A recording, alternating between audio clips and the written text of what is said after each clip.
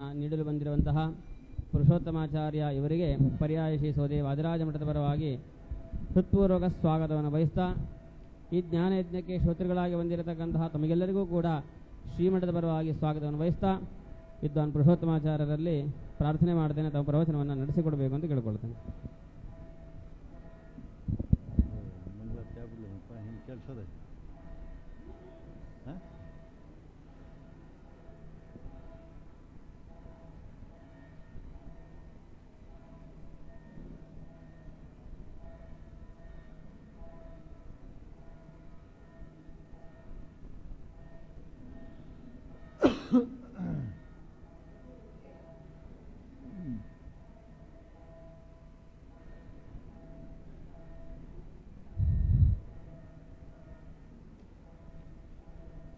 ಶ್ರೀಗುರುಭ್ಯೋ ನಮಃ ಪರಮಗುರುಭ್ಯೋ ನಮಃ ಶ್ರೀಮದಾನಂದತೀರ್ಥಭಗವತ್ಪಾದಾಚಾರ್ಯಗುರುಭ್ಯೋ ನಮಃ ಹರಿ ಓಂ. ವಿಶ್ವಂಭರಾಂ ಘನತರಾಮಪಿ ಭೂರಿಯತ್ನೈ ನಿರ್ವಿದ್ಯ ಯತ್ಪದಮುಪೇತ್ಯ ಬಲೀಂದ್ರಗೇಹಾತ್ ಆಸ್ತೆ ತ್ರಿವಿಕ್ರಮತನುರ್ ಹರಿರದ್ವಿತೀಯಾ ಸಾದ್ವಾರಗೇಪ್ಸಿತಪುಮರ್ತಕರೀ ಪುರೀನಃ ಭಕ್ತ್ಯಾ ಸ್ತುತ್ಯಾ ವಿರಕ್ತ್ಯಾ ಭಜದಮಲಜನೋನ್ನತ್ಯ ಭೂತ್ಯರ್ಪಕಾಯ ಕ್ಷಿತ್ಯಾ ಮತ್ಯಲ್ಪಭೃತ್ತೇಷ್ವಪಿ ಕುಜನಕೃತೋದ್ಧತ್ಯ ಭೂತ್ಯಾಜಕಾಯ ಕರ್ತ್ರೇ ಧರ್ತ್ರೇ ತಹರ್ತ್ರೇ ಹಯಮುಖಹರಯೇ ಮುತ್ರಪಾತ್ರೇ ನಮಸ್ತೆ ತಸ್ಮೈ ಕಸ್ಮೈ ಚಿದಸ್ಮನ್ಮನಸಿ ಧೃತಕಥಾ ವಿಸ್ಮೃತೋ ಸ್ಮಾರಕಾಯ ಶುಭವಿಭ್ರಮೇ ಭುವಿ ಮನೋರಮೇ ರಮೇ ವಿದಿತಾಗಮೇ ಜಿತಸಮಸ್ತಚಿತ್ತಭ್ರಮೇ ವಿಗತಶ್ರಮೇ ಹರಿಪದಾಬ್ಜಸೇವ್ಯೋದ್ಯುಮೇ ಶ್ರುತವಿಕ್ರಮೇ ನಿರುಪಮೇ ನಮೋ ನಿರ್ಮಮೇ ಹರಿಪುತ್ರ ಪದ್ಮದಲನೇತ್ರಮಿತ್ರ ಸತ್ಸುರಮಿತ್ರ ದೈತ್ಯಕುಲಜೈತ್ಯ ನಿತ್ಯದ ಸುಪವಿತ್ರಗಾತ್ರ ಸುಚರಿತ್ರ ಚಿತ್ರದ ಕೃತಸತ್ರತೇತ್ರ ಭವತೆ ನಮೋ ನಮಃ. ಪ್ರಥಮೋ ಹನುಮನ್ನಾಮ ದ್ವಿತೀಯೋ ಭೀಮೇವ ಚ ಪೂರ್ಣಪ್ರಜ್ಞತೃತೀಯಸ್ಥೋ ಭಗವತ್ಕಾರಸಾಧಕಃ ಗುರುಮಖಿಲಗುಣಜ್ಞಂ ಸದ್ಗುಣೈಕಾದಿವಾಸಂ ಶಮದೋಪರಿನಿಷ್ಠಂ ಸತ್ವನಿಷ್ಠಂ ವರಿಷ್ಠಂ ಸಕಲಸುಧನಶಿಷ್ಟಂ ನಿತ್ಯನಿರ್ಧೂತಕಷ್ಟಂ ಹಯಮುಖಪದನಿಷ್ಠಂ ಮಾಂ ಭಜಂತು ಪ್ರಪನ್ನಾಃ. ಭವತು ಯದನುಭಾವಾದೇಡುಮುಖೋऽಪಿ ವಾಗ್ಮೀ ಜಡಮತಿರಪಿ ಚಂತರುಚಾಯತೆ ಪ್ರಾಜ್ಞಮೌಲಿಃ ಸಕಲವಚನಚೇತೋ ದೇವತಾ ಭಾರತಿ ಸಾ ಮಮ ವಚಸಿ ನಿದತ್ತಾಂ ಸನ್ನಿಧಿಂ ಮಾನಸೇ ಚ. ಸೋಮೇಶ್ವರಾಯ ಸಿತಭೂತಿವಿಕಸ್ವರಾಯ ಪ್ರೇಮಪ್ರವೃದ್ಧಿಗಿರಿಜಾ ಹೃದಿಭಾಸ್ವರಾಯ ತುಂಗೋಲ್ಲಸತ್ಪವನಪಾಲಿತ ವಂಶಪಲ್ಲೇ ಮಾಂಗಲ್ಯಹೇತಚರಿತಾಯ ನಮಃ ಶಿವಾಯ. ಅರ್ಥಿಕಲ್ಪಿತಕಲ್ಪೋऽಯಂ ಪ್ರತ್ಯಜಿಗಜಕೇಸರಿ ವ್ಯಾಸತೀರ್ಥಗುರುರ್ಭೂಯಾದಸ್ಮದಿಷ್ಟಾರ್ಥಸಿದ್ಧಯೇ. ಮೂಕೋऽಪಿ ಯತ್ಪ್ರಸಾದೇನ ಮುಕುಂದಶಯನಾಯತೆ ರಾಜರಾಜಾಯತೆ ರಿಕ್ತೋ ರಾಘವೇಂದ್ರಂ ತಮಾಶ್ರಯೇ. ಶ್ರೀರಾಘವೇಂದ್ರ ಕರುಣಾ ಸಮುದ್ರೋ ಭಕ್ತಾರ್ತಿ ನಿನ್ನಾಶನ ಬದ್ಧದೀಕ್ಷಃ ಕರೋತು ತಾಪತ್ರಯ ನಾಶನಂ ಮೇ ತ್ವತ್ಪಾದಯುಗ್ಮಂ ಸತತಂ ನಮಾಮಿ. ವಾದಿರಾಸದೋಪಾಸ್ಯ ಹಯಗ್ರೀಪದಾನುಗಾನ್ ವಂದೇ ವೃಂದಾವನಾಚಾರ್ಯಾನ್ ವಿಶ್ವಪ್ರಿಯ ಗುರುನ್ಮುದಾ. ತುಂಗಾತಿರಿನ್ವಾಸಾರಿಜುತ್ತ ಪ್ರತಿಪಾದಕಾಃ ಪ್ರಾಮಾಣ್ಯಬೋಧನೆ ಕರ್ತಾ ರಘುಪ್ರವೀರ ಗುರುನ್ ಭಜೆ. ಹಯಗ್ರೀಪದಾಸಕ್ತಾನ್ ಹಂಸೇಂದ್ರೈರಪಿ ಮಾನಿತಾಂ ದೇವೇಂದ್ರದೀಶಿಕಾನ್ ವಂದೇ ದ್ವೈತತತ್ವಾರ್ಥಸಿದ್ಧಯೇ. ಪ್ರತ್ಯಕ್ಷೋ ಉತ್ಸರ್ಗಂಗಾ ಸತ್ಯಧರ್ಮಸ್ಯ ಸನ್ನಿಧೋ ವಿಶ್ವೋತ್ತಮಗುರುಂ ವಂದೇ ಸುಶಾಂತ್ಯಾದಿಗುಣಾರ್ಣವಂ. ಆಪಾದಮೌಳಿಪರ್ಯಂತಂ ಗುರುಣಾಂ ಆಕೃತಿಂ ಸ್ಮರೇತ್ ತೇನ ವಿಘ್ನಾಃ ಪ್ರಣಶ್ಯಂತಿ ಸಿದ್ಧ್ಯಂತಿ ಚ ಮನೋರಥಾಃ. ದ್ವೈಪಾಯನೋಷ್ಟಪುಟನಿಸ್ಸೃತಮಪ್ರಮೇಯಂ ಪುಣ್ಯಂ ಪವಿತ್ರಮತಪಾಪಹರಂ ಶಿವಂ ಚ ಯೋ ಭಾರತಂ ಸಮಧಿಗಚ್ಚತಿ ವಾಚ್ಯಮಾನಂ ಕಿಂ ತಸ್ಯ ಪುಷ್ಕರಜಲೈರಭಿಷೇಚನೇನ. ಜಯತಿ ಪರಾಶರಸೂನುಃ ಸತ್ಯವತಿ ಹೃದಯನಂದನೋ ವ್ಯಾಸಃ. ಯಸ್ಯಾಸ್ಯ ಕಮಲಗಲಿತಂ ವಾङ्ಮಯಮೃತಂ ಜಗತ್ಪಿಬತಿ. ನಾರಾಯಣಂ ನಮಸ್ಕೃತ್ಯ ನರಂ ಚೈವ ನರೋತ್ತಮಂ ದೇವೀಂ ಸರಸ್ವತೀಂ ವ್ಯಾಸಂ ತತೋ ಜಯಮುದೀರಯೇತ್. ಸ್ವಸ್ಥಸ್ತೋಷೇ ಸನ್ಮಂಗಳಾನಿ ಭವಂತೋ ಸಮ್ಯಕ್ ಶ್ಲೋಕೈಕಶ್ರವಣಪಠನಮಾತ್ರೇಣ ವಕ್ತುಶ್ಚಶ್ರೋತॄಣಾಂ ನಿಖಿಲಕಲಿಕತಕಲ್ಮಷಾಪನೋದನಮೃತರೆ ಧರ್ಮಾದ್ಯಕ್ಲಾತ್ ಸಾಧನೀಭೂತೆ. ಶ್ರೀಮನ್ಮಹಾಭಾರತೆ ಕಿಲ ಭಾಗೆ ಹರಿವಂಶೇ ಅದ್ಯಕಥಾ ಪ್ರಾರಂಭೆ ಸ್ಥಿತಿ ಕಿಂಚಿತ್ ಪೂರ್ವಕತಾನುವಾದಃ. ಹರಿ ಓಂ. ಪರ್ಯಾಯ ಪೀಠಸ್ಥರಾಗಿರತಕ್ಕಂತಹ ಸ್ವದೇಶಿ ವಾದಿರಾಜ ಮಠದ ಶ್ರೀಪಾದಂಗಳವರ ಅಡಿದಾವರೆಗಳಲ್ಲಿ ಶಿರಸಾಷ್ಟಾಂಗ ನಮಸ್ಕಾರಗಳನ್ನು ಸಲ್ಲಿಸುತ್ತಾ ಏನು ಹರಿವಂಶದಲ್ಲಿ ತಿಳಿಸಿರತಕ್ಕಂತಹ ಪಿತೃಗಳ ಒಂದು ಸೃಷ್ಟಿ, ಆ ಪಿತೃಗಳೆಲ್ಲರೂ ಸಹಿತ ಯಾವ ಲೋಕದಲ್ಲಿ ಇರುತ್ತಾರೆ, ಅವರಿಗೆ ಎಂತಹ ಒಂದು ಸಾಮರ್ಥ್ಯ ಎಂಬತಕ್ಕಂತಹದ್ದು ಇದೆ, ಅವರಿಂದ ಉತ್ಪನ್ನವಾಗಿರತಕ್ಕಂತಹ ಅನೇಕ ಮಂದಿಯಿಂದ ಎಂತಹ ಒಂದು ಕುಲಗಳೆಲ್ಲವೂ ಸಹಿತ ಉತ್ಪನ್ನವಾಗಿದೆ ಎಂಬತಕ್ಕಂಥದ್ದನ್ನೆಲ್ಲವನ್ನೂ ಸಹಿತ ವರ್ಣನೆಯನ್ನು ಮಾಡ್ತಾ ಇದ್ದಾರೆ. ಆ ಪಿತೃಗಣ ಎಂಬತಕ್ಕಂತಹದ್ದು 7 ಪ್ರಕಾರವಾಗಿರತಕ್ಕಂತಹದ್ದು. ಅದರಲ್ಲಿ 3 ಗಣದವರು ನಿರಾಕಾರದಿಂದ ಯುಕ್ತರಾಗಿರತಕ್ಕಂತಹವರು, ಇನ್ನು 4 ಗಣದವರು ಸಾಕಾರ ಮೂರ್ತಿಗಳು ಅಂತ ಹೇಳಿ ತಿಳಿಸುತ್ತಾ ಇದ್ದಾರೆ. ಸನಾತನ ಎಂಬತಕ್ಕಂತಹ ಲೋಕದಲ್ಲಿ ತೇಜೋರೂಪದಿಂದ ಪಿತೃಗಣದವರು ಇರ್ತಾರಂತೆ. ಮೊದಲನೆಯವರು ವಿರಾಜ ಎಂಬತಕ್ಕಂತಹ ಪ್ರಜಾಪತಿಯ ಮಕ್ಕಳಾಗಿರ್ತಕ್ಕಂತಹವರು. ಇವರನ್ನೆಲ್ಲ ವೈರಾಜರು ಅಂತ ಹೇಳಿ ಕರೀತಾ ಇದ್ದಾರೆ. ಇಂತಹ ಅವರು ಯೋಗ ಮಾರ್ಗವನ್ನು ಹೊಂದತಕ್ಕಂತಹವರಾಗಿ ಚಂದ್ರರಿಗೆ ವಿಶೇಷವಾಗಿರತಕ್ಕಂತಹ ಪುಷ್ಟಿಯನ್ನು ಕೊಡ್ತಾ ಇದ್ದಾರೆ. ಆದ್ದರಿಂದ ಇವರಿಗೆ ಸೋಮಪರು ಅಂತಲೂ ಸಹಿತ ಹೆಸರಿನಿಂದ ಅವರನ್ನು ಪ್ರಖ್ಯಾತಿಯನ್ನು ಪಡಿಸುವಂತಹವರಾಗಿ ಆಗ್ತಾ ಇದ್ದಾರೆ. ಇವರು ಮೊದಲನೆಯವರು. ಇವರ ಒಂದು ಮಾನಸ ಪುತ್ರಿಯಾಗಿರ್ತಕ್ಕಂತಹವರು ಮೇನಾ ಅಂತ ಹೇಳಿ, ಅವರಿಗೆ ಒಟ್ಟು 4 ಮಂದಿ ಮಕ್ಕಳು. ಮೈನಾಕ ಎಂಬತಕ್ಕಂತಹ ಗಂಡು ಮಗ, ಅವರ ಮಗನಾಗಿರತಕ್ಕಂತಹವರು ಕ್ರೌಂಚ. 3 ಮಂದಿ ಹೆಣ್ಣು ಮಕ್ಕಳು, ಅಪರ್ಣ, ಏಕಪರ್ಣ, ಏಕಪಾಟಲ ಎಂಬತಕ್ಕಂತಹ ಅವರು. ಅಪರ್ಣ ಎಂಬತಕ್ಕಂತಹ ಅವರೇನೇ ಮೊದಲನೆಯ ಮಗಳು ಹಾಗೂ ಶ್ರೇಷ್ಠರಾಗಿರತಕ್ಕಂತಹ ಅವರು. ಒಂದು ಎಲೆಯನ್ನು ಸಹಿತ ತಿನ್ನದಿರ ಉಪವಾಸಾದಿ ವ್ರತಗಳನ್ನು ಮಾಡ್ತಾ ಘೋರವಾಗಿರತಕ್ಕಂತಹ ತಪಸ್ಸನ್ನು ಆಚರಣೆಯನ್ನು ಮಾಡಿದ್ದಾರೆ.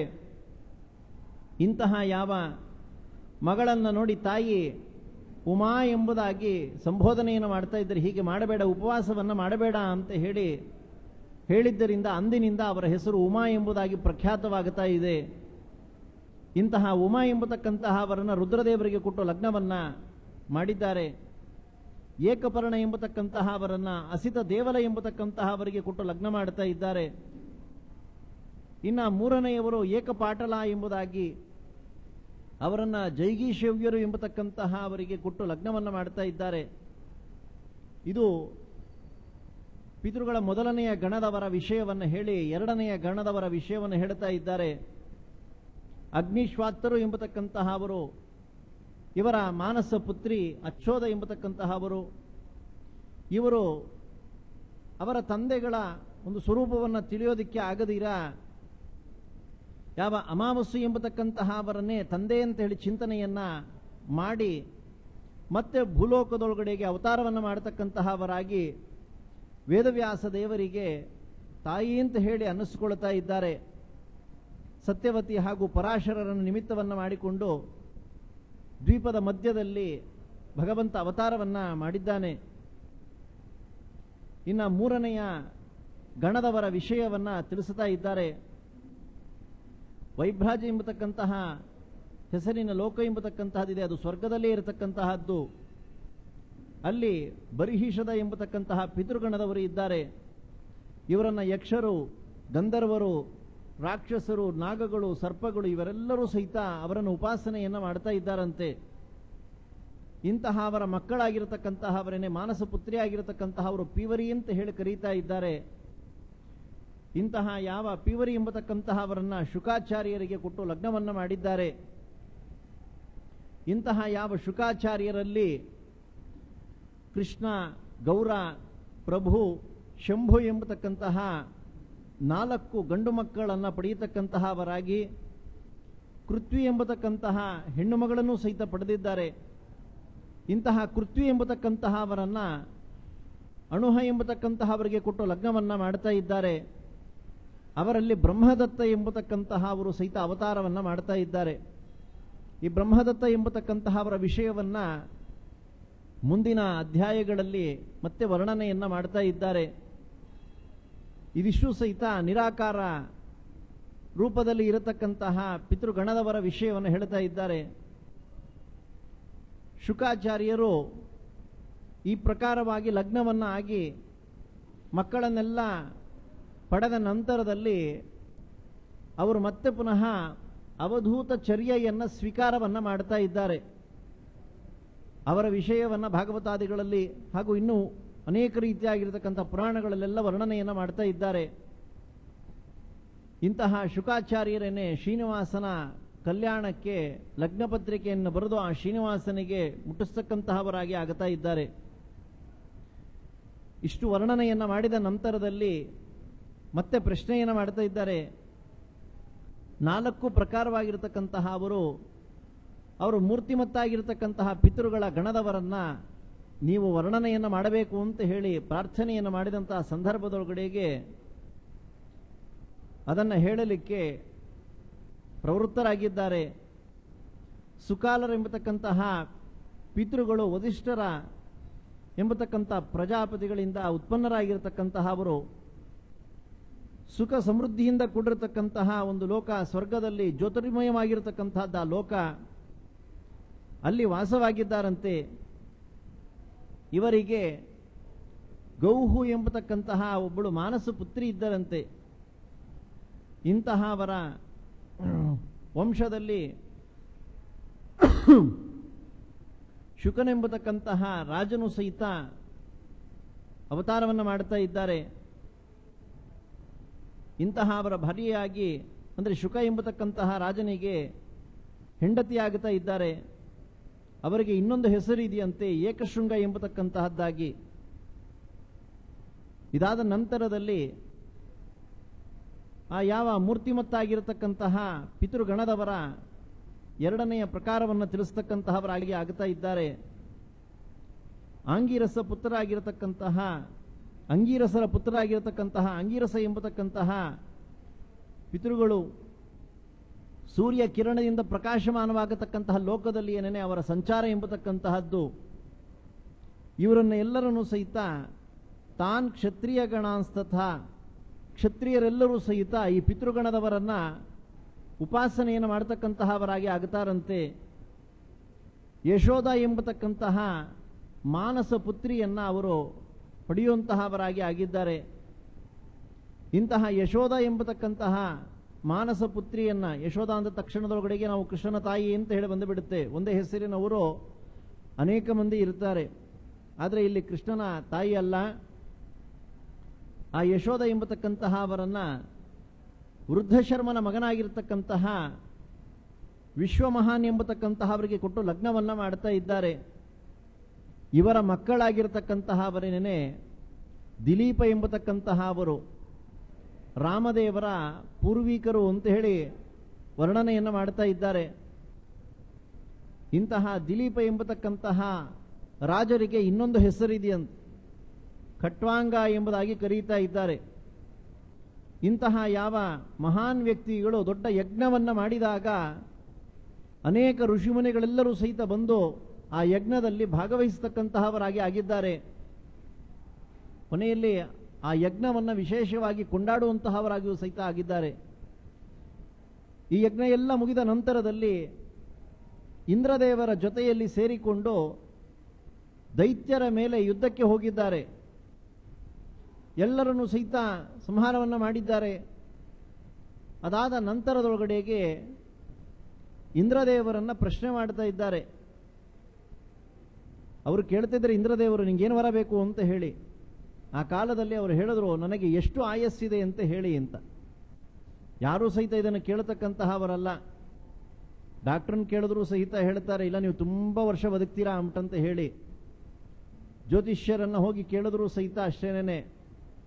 ಆದರೆ ಜ್ಯೋತಿಷ್ಯದಲ್ಲಿ ಒಂದು ಲಕ್ಷಣ ಉಂಟು, ಯಾರಾದರೂ ನಾಳೆನೇ ಸಾಯ್ತಾರೆ ಅಂತ ಹೇಳಿದ್ರು ಸಹಿತ ಅವ್ರು ನಾಳೆ ಸಾಯ್ತಾರೆ ಅಂತ ಹೇಳೋದಿಲ್ವಂತೆ, ಹೇಳಬಾರದಂತೆ.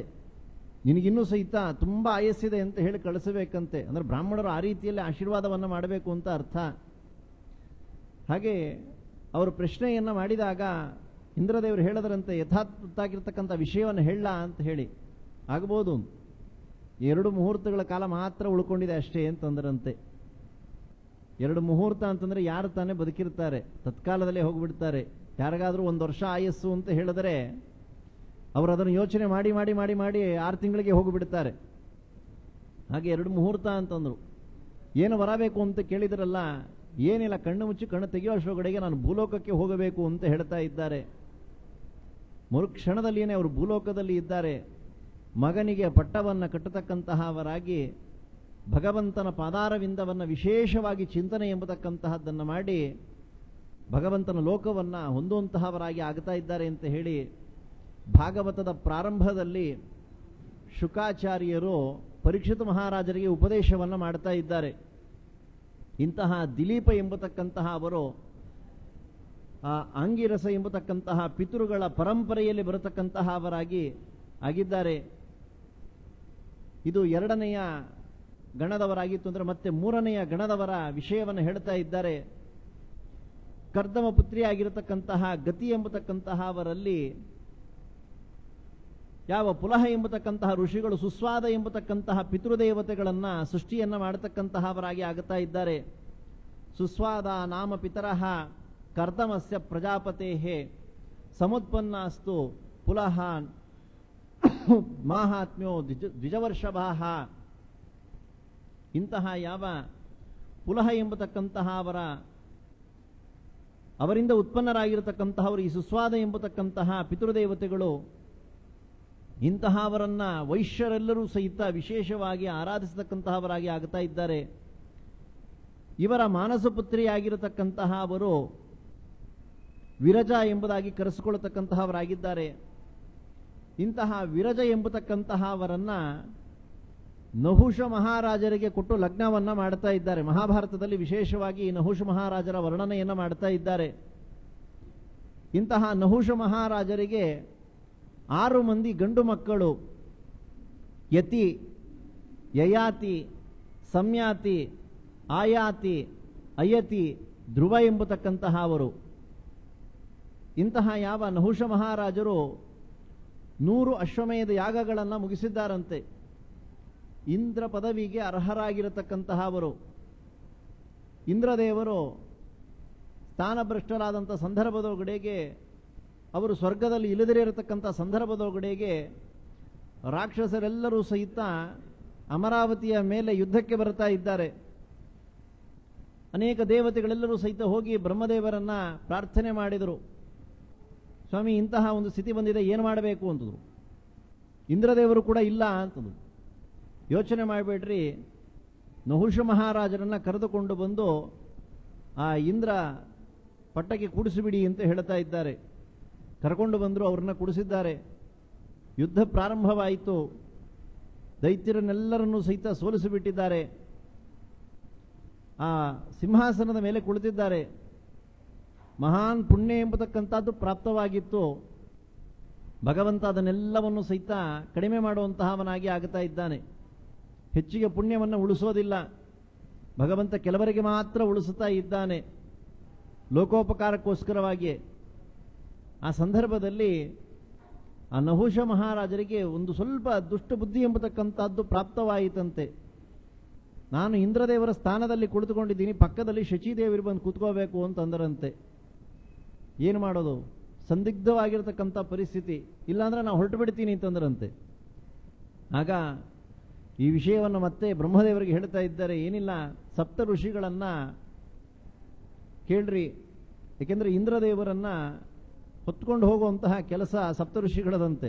ಅಂತಹ ಒಂದು ಸ್ಥಾನ ಇಂದ್ರದೇವರದು. ಆ ರೀತಿಯಲ್ಲಿ ಬಂದರೆ ಶಚಿದೇವರು ಬರ್ತಾರೆ ಎಂಬಂತೆ ಹೇಳಿಬಿಡಿ ಅಂತದ್ದು. ಮತ್ತೆ ಸಪ್ತ ಋಷಿಗಳಿಗೆ ಹೇಳ್ತಾ ಇದ್ದಾರೆ, ನೀವೆಲ್ಲ ನನ್ನನ್ನು ಪಲ್ಲಕ್ಕಿಯಲ್ಲಿ ಕರ್ಕೊಂಡು ಹೋಯ್ತು ಅಂದರೆ ಮಾತ್ರ ನಾನು ಇಲ್ಲಿ ಇರ್ತೀನಿ, ಇಲ್ಲಾಂದ್ರೆ ಇರಲ್ಲ ಅಂತಂದ್ರಂತೆ. ಆ ಸಂದರ್ಭದೊಳಗಡೆಗೆ ಅವರನ್ನು ಪಲ್ಲಕ್ಕಿಯಲ್ಲೇ ಕರ್ಕೊಂಡು ಹೋಗ್ತಾ ಇದ್ದಾರೆ.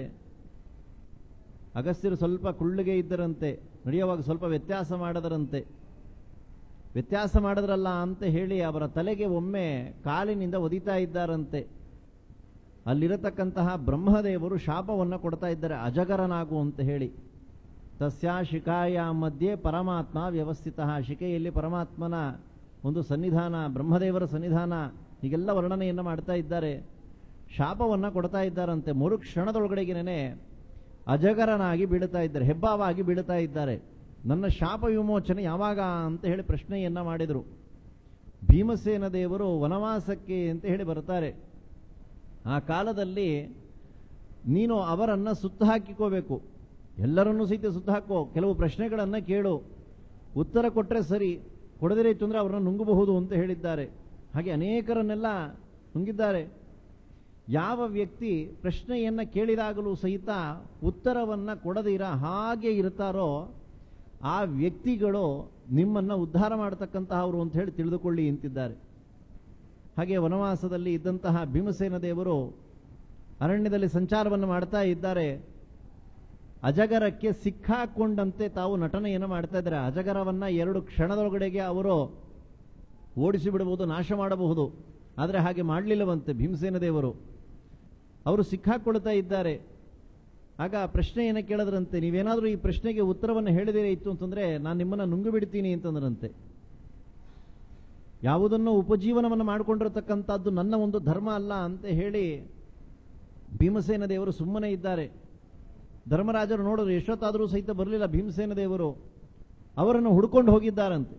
ಹೋದ ಸಂದರ್ಭದೊಳಗಡೆಗೆ ಆ ಹೆಬ್ಬಾವಿನ ಕೈಯಲ್ಲಿ ಸಿಕ್ಕಾಕೊಂಡು ಬಿಟ್ಟಿದ್ದಾರೆ. ಆಗ ಕೇಳಿದ್ರಂತೆ ಭೀಮಸೇನ ದೇವರನ್ನು ಬಿಡಬೇಕು ಅಂತ ಹೇಳಿ. ಆಗ ನಾ ಬಿಡಲ್ಲ, ಉತ್ತರ ಕೊಟ್ಟರೆ ಮಾತ್ರ ಬಿಡೋದು ಅಂತ ಹೇಳಿ. ಆಗ ಧರ್ಮರಾಜರು ನಾನು ಉತ್ತರ ಕೊಡ್ತೀನಿ ಅಂತ ಹೇಳಿ ಅವರನ್ನು ಬಿಡಿಸಿಕೊಂಡು ಬರ್ತಾ ಇದ್ದಾರೆ. ಭೀಮಸೇನ ದೇವರಿಗೆ ಉತ್ತರ ಗೊತ್ತಿಲ್ಲ ಅಂತ ಹೇಳಿ ಯಾರೂ ಸಹಿತ ತಿಳಿದುಕೊಳ್ಳಬಾರದು. ಆ ಶಾಸ್ತ್ರದಿಂದ ಉಪಜೀವನವನ್ನ ಮಾಡೋದಿಲ್ಲ ಅಂತ ಹೇಳಿ ಶುದ್ಧ ಭಾಗವತ ಧರ್ಮವನ್ನ, ಕ್ಷತ್ರಿಯ ಧರ್ಮವನ್ನ ಪರಿಪಾಲನೆಯನ್ನು ಮಾಡುವಂತಹವರಾಗಿ ಆಗಿದ್ದಾರೆ. ಆನಂತರದಲ್ಲಿ ಆ ನಹುಷರ ಒಂದು ಪುಣ್ಯ ಏನು ಹೆಚ್ಚಾಗಿತ್ತು ಅದನ್ನೆಲ್ಲವನ್ನು ಸಹಿತ ತಾವು ತೆಗೆಯುವಂತಹವರಾಗಿದ್ದಾರೆ. ಶಾಪ ವಿಮೋಚನೆ ಎಂಬತಕ್ಕಂಥದ್ದಾಗಿದೆ. ಇಂತಹ ವಿರಜ ಎಂಬತಕ್ಕಂತಹವರನ್ನ ನಹುಷರಿಗೆ ಕೊಟ್ಟು ಲಗ್ನವನ್ನ ಮಾಡಿದ್ದಾರೆ. ಆ ನಹುಷರ ಒಂದು ಕಥೆ ಎಂಬತಕ್ಕಂಥದ್ದು ವಿಸ್ತಾರವಾಗಿ ವರ್ಣನೆಯನ್ನು ಮಾಡ್ತಾ ಇದ್ದಾರೆ. ಯಯಾತಿ ಎಂಬತಕ್ಕಂತಹ ರಾಜ, ಅವರ ಒಂದು ಪರಂಪರೆಯಲ್ಲಿ ಬಂದಿರತಕ್ಕಂತಹದ್ದು ಯಾದವರು ಇತ್ಯಾದಿಗಳು ಅಂತ ಹೇಳೆಲ್ಲ ವರ್ಣನೆಯನ್ನ ಮಾಡ್ತಾ ಇದ್ದಾರೆ. ಇನ್ನು ಆ ಸಾಕಾರ ಮೂರ್ತಿಗಳಲ್ಲಿ 4ನೆಯ ಒಂದು ಗಣದವರು ಇದ್ದಾರಲ್ಲ, ಅವರು ಯಾರು ಅಂತ ಹೇಳಿ ಅವರನ್ನ ಪ್ರಶ್ನೆಯನ್ನ, ಅವರ ವಿಷಯವನ್ನು ತಿಳಿಸಬೇಕು ಅಂತ ಹೇಳಿ ಪ್ರಶ್ನೆಯನ್ನ ಮಾಡ್ತಾ ಇದ್ದಾರೆ. ಕವಿ ಎಂಬತಕ್ಕಂತಹ ಅವರನ್ನ, ಸ್ವಧೆ ಎಂಬತಕ್ಕಂತಹ ಅವರನ್ನ ಲಗ್ನವನ್ನ ಆದಾಗ ಅಲ್ಲಿ ಸೋಮಪರ ಎಲ್ಲರೂ ಸಹಿತ ಉತ್ಪನ್ನರಾಗುತ್ತಾ ಇದ್ದಾರೆ. ಸೋಮಪರ ವಿಷಯವನ್ನು ಹಿಂದೆನೇ ಕೇಳಿದ್ದೀವಲ್ಲ ಅಂತ ಹೇಳ್ತಂದ್ರೆ ಒಂದೇ ಹೆಸರಿನವರು ಬೇಕಾದಷ್ಟು ಜನ ಇರ್ತಾರೆ. ಆದರೆ ಇಲ್ಲಿ ಇರ್ತಕ್ಕಂತಹ ಅವರು ಸಾಕಾರ ಮೂರ್ತಿಗಳಾಗಿರ್ತಕ್ಕಂತಹ ಅವರು. ಇಂತಹ ಸೋಮಪರನ್ನ ಶೂದ್ರರೆಲ್ಲರೂ ಸಹಿತ ಉಪಾಸನೆಯನ್ನು ಮಾಡತಕ್ಕಂತಹವರಾಗಿ ಆಗುತ್ತಾರೆ. ಇವರ ಲೋಕ ಎಂಬತಕ್ಕಂತಹದ್ದು ಸ್ವರ್ಗದಲ್ಲಿ ಮಾನಸ ಲೋಕ ಎಂಬತಕ್ಕಂಥದ್ದಿದೆ. ಮಾನಸ ನಾಮತೆ ಲೋಕ ಯತ್ರ ತಿಷ್ಠಂತಿ ತೇ ದಿವಿ. ಸ್ವರ್ಗದಲ್ಲಿ ಮಾನಸ ಎಂಬತಕ್ಕಂಥ ಒಂದು ಲೋಕ ಇದೆ. ಅಲ್ಲಿ ಅವರ ಸಂಚಾರ ಎಂಬತಕ್ಕಂಥದ್ದು ಅಂತ ಹೇಳಿ ವರ್ಣನೆಯನ್ನ ಮಾಡ್ತಾ ಇದ್ದಾರೆ. ಇವರ ಮಾನಸ ಪುತ್ರಿಯಾಗಿರತಕ್ಕಂತಹ ಅವರು ನರ್ಮದಾ ನದಿ ಅಂತ ಹೇಳಿ ವರ್ಣನೆಯನ್ನ ಮಾಡ್ತಾ ಇದ್ದಾರೆ.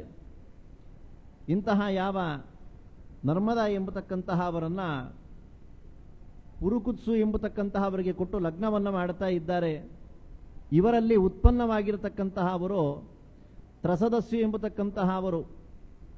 ಶ್ರಾದ್ದ ಎಂಬತಕ್ಕಂಥದ್ದೆಲ್ಲವೂ ಸಹಿತ ಲುಪ್ತವಾಗಿ ಬಿಟ್ಟಿತ್ತಂತೆ ಲೋಕದೊಳಗಡೆಗೆ. ಯಾರೂ ಸಹಿತ ಶ್ರಾದ್ದವನ್ನ ಮಾಡ್ತಾನೆ ಇರಲಿಲ್ಲ, ಎಲ್ಲ ಬಿಟ್ಟು ಬಿಟ್ಟಿದ್ದರಂತೆ. ಕೊನೆಗೆ ಈ ತ್ರಸದಸ್ಸು ಎಂಬತಕ್ಕಂತಹ ಅವರು ಶ್ರಾದ್ದವನ್ನ ಮತ್ತೆ ಪ್ರವೃತ್ತಿಯನ್ನು ಮಾಡ್ತಾ ಇದ್ದಾರಂತೆ. ಹೀಗೆ ಮಾಡಬೇಕು ಅಂತ ಹೇಳಿ ತಿಳಿಸ್ತಾ ಇದ್ದಾರೆ.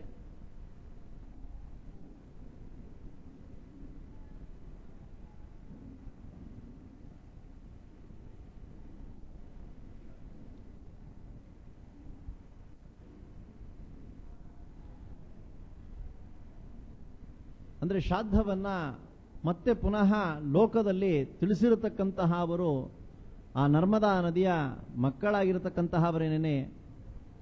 ಇಷ್ಟು 4 ಜನ ಸಾಕಾರ ಮೂರ್ತಿಗಳ ವಿಷಯ ಎಂಬತಕ್ಕಂತಹದ್ದನ್ನ ವರ್ಣನೆಯನ್ನ ಮಾಡಿದ್ದಾರೆ. ಇದಾದ ನಂತರದಲ್ಲಿ ಸನತ್ ಕುಮಾರರು